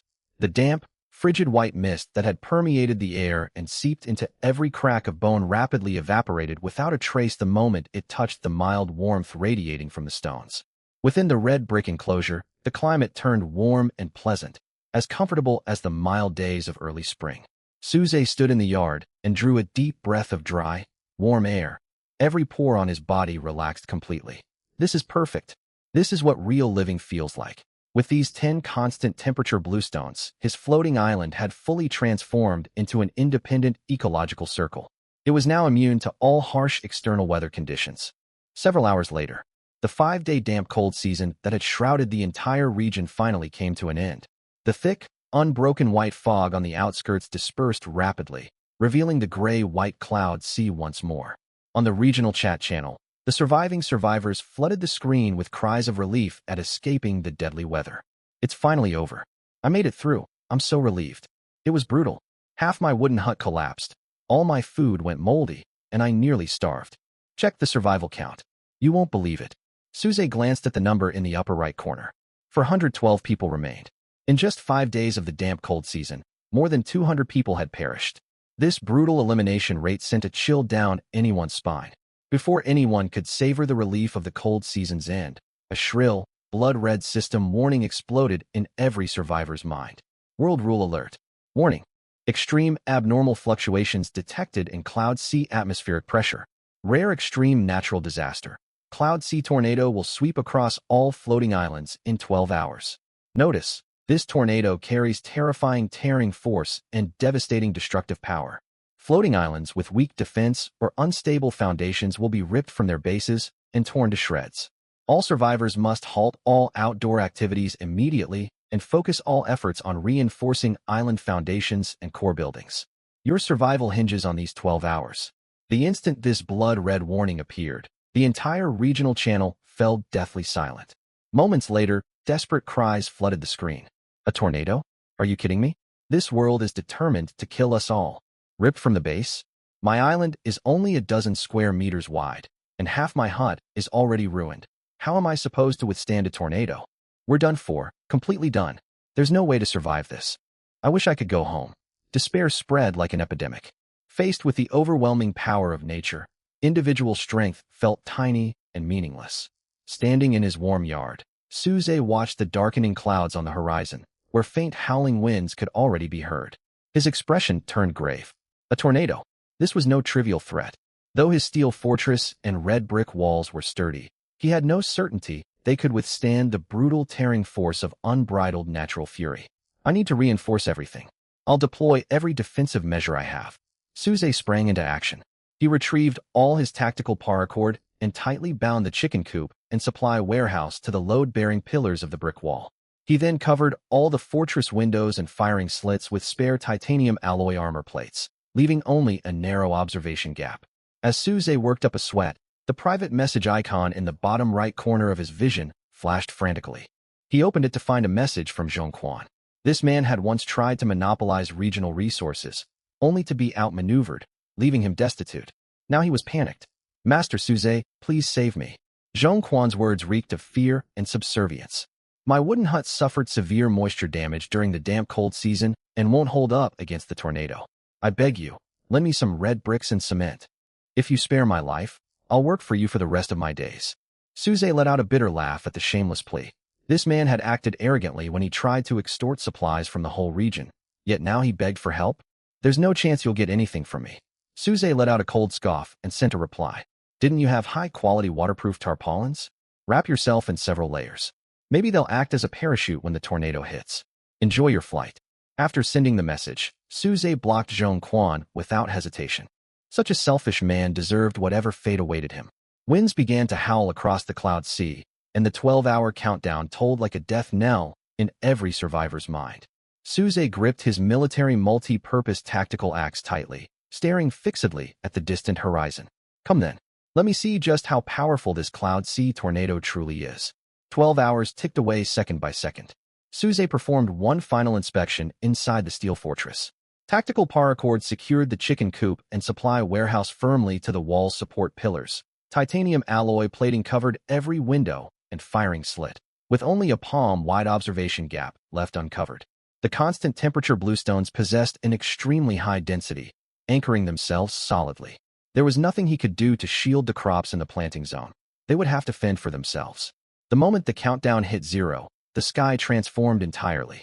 The pale gray-white clouds turned ink black, heavy and suffocating to behold. Atmospheric pressure plummeted, and Suze's ears filled with a dull buzzing, as if someone had pressed their palms over both sides of his head. At the far edge of the cloud sea, a massive gray-white funnel-shaped wind column descended from the sky. It was at least 100 meters in diameter, rotating and creeping forward at a visible pace.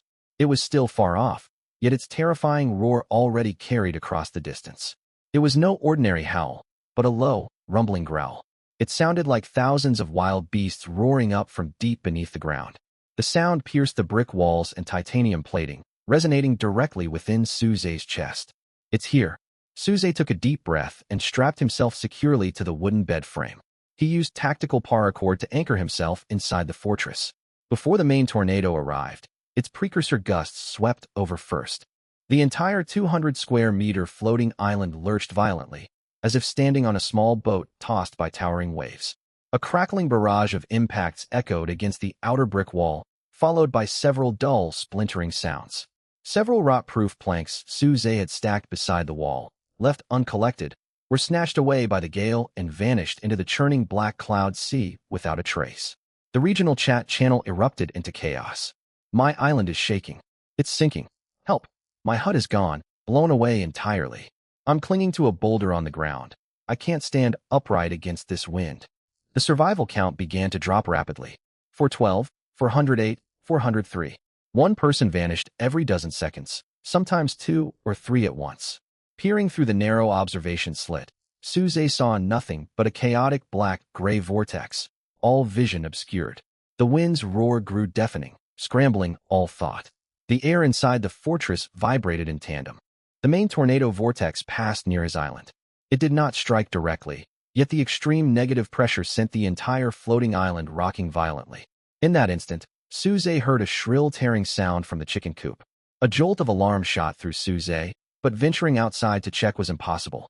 He could only grip his anchor point tight and endure the storm.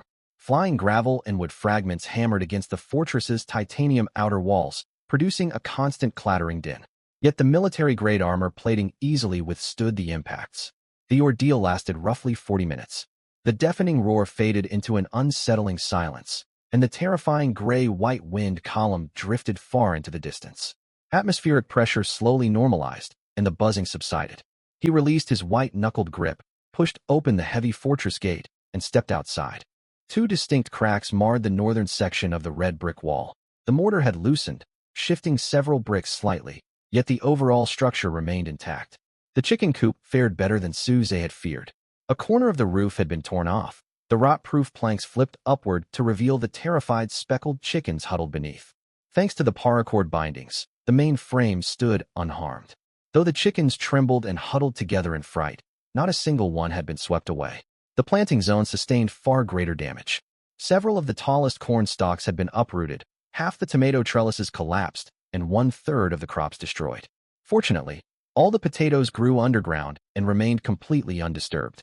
The 10 constant temperature bluestones stood rock solid, their immense density rendering them impervious to the tornado's force.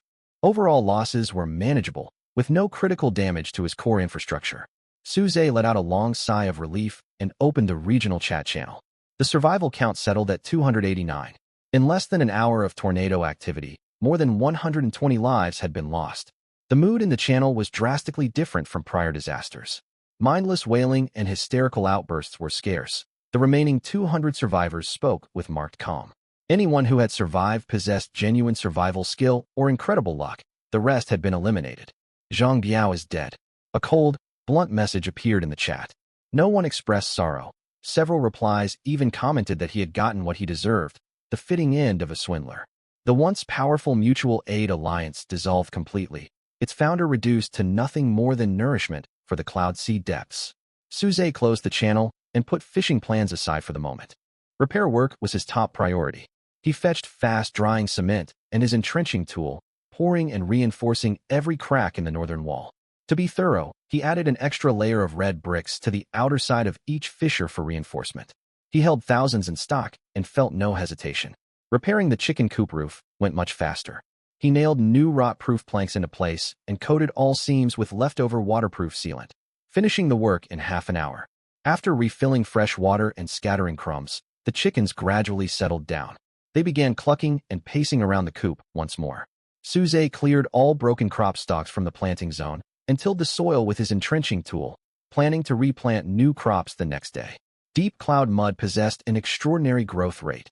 Newly sown seeds would regrow to full maturity within mere days. By the time all repairs were finished, night had fallen. Su Zhe's body ached from exhaustion, drained of all energy. He returned to the steel fortress, set a cast iron pot over the stove, sliced several potatoes and half a can of luncheon meat, poured in purified water, and added soy sauce and oyster sauce to simmer a thick potato stew. A rich, savory aroma filled the fortress, and the steaming broth warmed him from the inside out as he drank it. Full and rested, Su Zhe climbed into his polar sleeping bag and fell into a deep, dreamless sleep. The next morning, sunlight broke through the clouds for the first time in days, casting pale golden streaks across the floating island. Stepping out of the fortress gate, Su Zhe immediately noticed a drastic shift in the Cloud Sea. The gray-white mist had thinned to near transparency, no longer thick and opaque as before. He walked to the fishing opening along the wall and peered down, able to faintly distinguish distinct color layers within the Cloud Sea. The upper layer was pale gray-white, 30 meters below lay pale cyan, and deeper still stretched a murky dark purple. This had been impossible in the past. Normally, the Cloud Sea surface was shrouded in dense fog, concealing everything beyond 3 meters depth. The tornado churned the entire Cloud Sea from top to bottom. A thought crossed Su Zhe's mind. If the tornado had stirred sediment and objects from the depths upward, items that had once sunk to the bottom now floated at relatively shallow depths. This was an unparalleled window for fishing, and he had to seize the opportunity. Without delay, he returned to the supply warehouse and retrieved his black metal fishing rod. Standing at the fishing opening, he fished a large chunk of cooked potato from the pot. He skewered it on his fine steel hook. Cooked bait spread its scent far more effectively through the Cloud Sea than raw materials, a lesson he'd learned after dozens of fishing attempts. He set the depth marker to 50 meters, refusing to take risks. The hook and bait sank into the unusually clear Cloud Sea. In previous times, casting a line meant hours of waiting, from 30 minutes to several hours at minimum. Today was entirely different. Only 10 minutes passed before the float plummeted sharply downward. He had never encountered such a quick bite before. Su Zhe's spirits lifted instantly. He secured the composite fishing line into the pulley reel and leaned backward to pull. The weight was not excessive, and he reeled steadily with the pulley system's assistance. After more than 10 minutes of hauling, he dragged a medium-sized dark brown waterproof canvas bag out of the Cloud Sea. The bag landed heavily on the mud with a dull thud. Su Zhe knelt down, unfastened the copper clasp, and peered inside. 2 sealed cloth sacks sat neatly stacked within, marked with black ink writing. He pulled them out to examine their contents. One sack held roughly 200 premium wheat seeds, and the other contained about 50 pumpkin seeds. Su Zhe's breath quickened with excitement. Wheat, actual wheat. With wheat, he could produce flour, which meant steamed buns, noodles, flatbreads, complete freedom over staple foods. The cold mechanical system voice echoed in his mind right on schedule. Ding. Supplies detected by host. Tenfold critical hit system activated. Congratulations, you received 10 sacks of premium wheat seeds. Congratulations, you received 10 sacks of pumpkin seeds. A flash of white light revealed 10 sacks of wheat seeds and 10 sacks of pumpkin seeds neatly arranged, totaling 2,000 wheat grains and 500 pumpkin seeds. Suze nearly laughed aloud. This stock was more than enough to fill the entire planting zone, with surplus left over. He set to work immediately, using the empty plots damaged by the tornado for replanting. Suze tilled and smoothed the deep cloud mud with his entrenching tool, then scattered the wheat seeds evenly across one section. He sowed pumpkin seeds in a separate plot and watered them with purified water. Knowing pumpkin vines grew wildly and spread wide, he hammered together a simple trellis from spare rot-proof planks, allowing the vines to climb upward instead of crowding out other crops. Only 2 hours after sowing, the miraculous deep cloud mud began to work. Tender green wheat sprouts poked through the glowing soil, dense and uniform like a soft green blanket covering the floating island. The pumpkin seeds also sprouted thick, fleshy cotyledons, poised to bloom and bear fruit within 2 or 3 days. With planting complete, Suze hurried back to the fishing zone. He had no idea how long this prime fishing window would last, so he needed to cast as many lines as possible. He rebaited his hook and adjusted the marker to 55 meters. The second line waited roughly 30 minutes for a bite, and the pole was far stronger than the last, yet still manageable. Suze spent more than 20 minutes hauling the catch upward with the pulley reel. It was a large, hermetically sealed metal bucket. He pried open the lid with his tactical dagger, and a sharp, salty scent washed over him. The bucket was filled to the brim with white, granular crystals. Refined salt. Beneath the salt lay several craft paper packets. Opening them revealed dark brown cane sugar carrying a rich, caramelized aroma from sugarcane. The bucket held approximately 50 kilograms of salt and 20 kilograms of brown sugar. Ding! Tenfold critical hit system activated.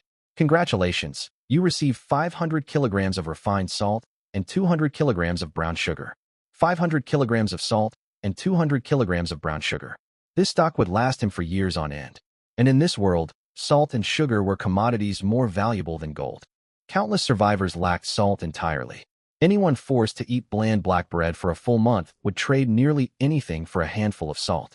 Suze hauled all the seasonings into the supply warehouse and stacked them neatly, then rushed back to cast his third line. This wait stretched far longer, nearly 2 hours before the line stirred. The pull was light, and he hauled up a sealed bamboo tube with ease. Opening the tube revealed a scroll of yellowed parchment tucked inside. Suze unrolled it to find neat small script detailing the construction method for a simple hand-operated tool called a stone mill. It was a straightforward manual explaining how 2 flat stone slabs fitted onto a wooden axle could be assembled into a mill capable of grinding grain into powder. No system prompt unlocked a construction blueprint. This tool could be built entirely by hand. The tenfold critical hit system duplicated the parchment into 10 identical scrolls. Suze kept one for himself and tossed the rest into a corner of the warehouse. The true value lay not in the paper itself, but the knowledge written upon it.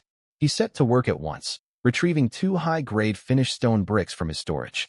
Their smooth, hard surfaces made them perfect millstones. Using the hammer end of his tactical axe, he roughly shaped the bricks into flat circular discs. Then he carved grooves and grinding teeth into their faces with his tactical dagger. Finally, he cut a length of rot-proof timber for the central axle, sliding the upper and lower stone discs onto the shaft. A crude yet fully functional stone mill stood complete. Suze rummaged through his backpack and pulled out a small handful of dried corn kernels he'd stored earlier.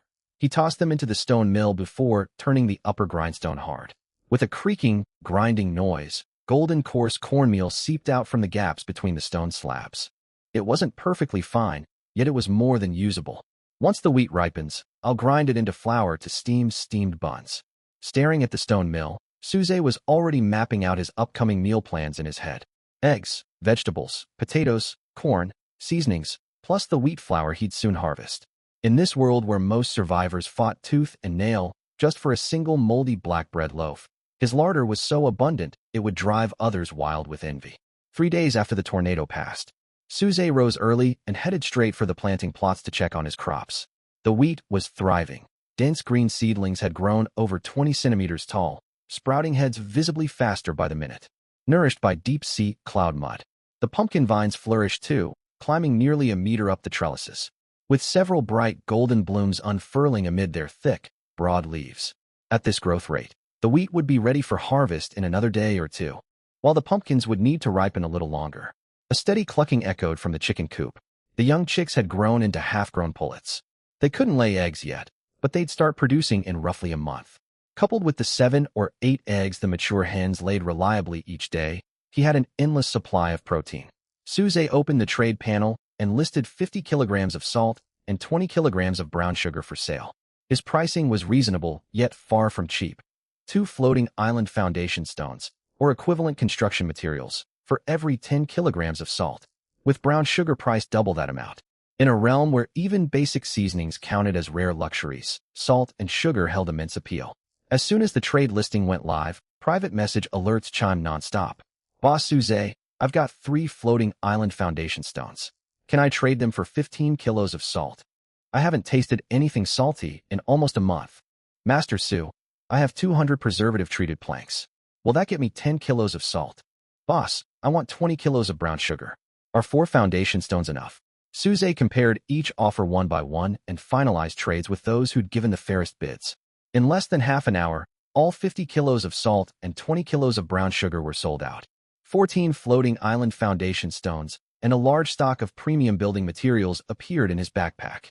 Still, he didn't rush to expand his island's size this time. The 200 square meter space was more than sufficient for now, with ample room reserved for farming, living quarters, and supply storage. He stowed the foundation stones away, planning to use them once he finalized clearer long-term construction blueprints. Night fell. Suze dragged a constant temperature bluestone slab to the open ground outside his fortress entrance and sat on it like a stool. The stone radiated gentle, steady warmth, acting as a natural heated bench. He washed several potatoes and wrapped each in aluminum foil, scraps of moisture-proof foil he'd fished out of a metal bucket during past hauls. He set them right beside the warm bluestone, letting the rock's slow heat bake them through. Soon enough, the potatoes turned soft and fragrant. He sliced one open with his tactical dagger.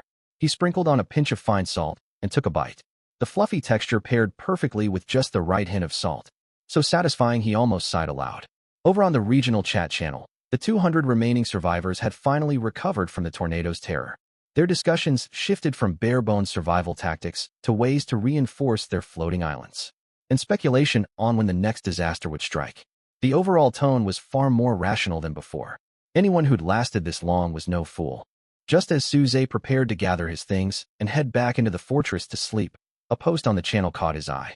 A user named Chunyu wrote that after the tornado, he'd spotted vast stretches of translucent gelatinous matter floating across the surface of the Cloud Sea, slowly drifting toward the edges of his floating island. 2 or 3 other survivors replied shortly after, confirming they'd witnessed the same strange substance, though none had detected any immediate threats from it. Suze set down his half-eaten potato and walked to the fishing slits built into his outer wall to peer outside. By the faint glow emanating from the constant temperature bluestone, he could vaguely make out pale, translucent film like debris drifting atop the Cloud Sea. Some kind of sediment churned up from the cloud depths by the tornado. I'll observe it more closely tomorrow. Suze didn't grow overly alarmed. The substance lay motionless with no signs of aggression, so he would wait and watch before drawing any conclusions.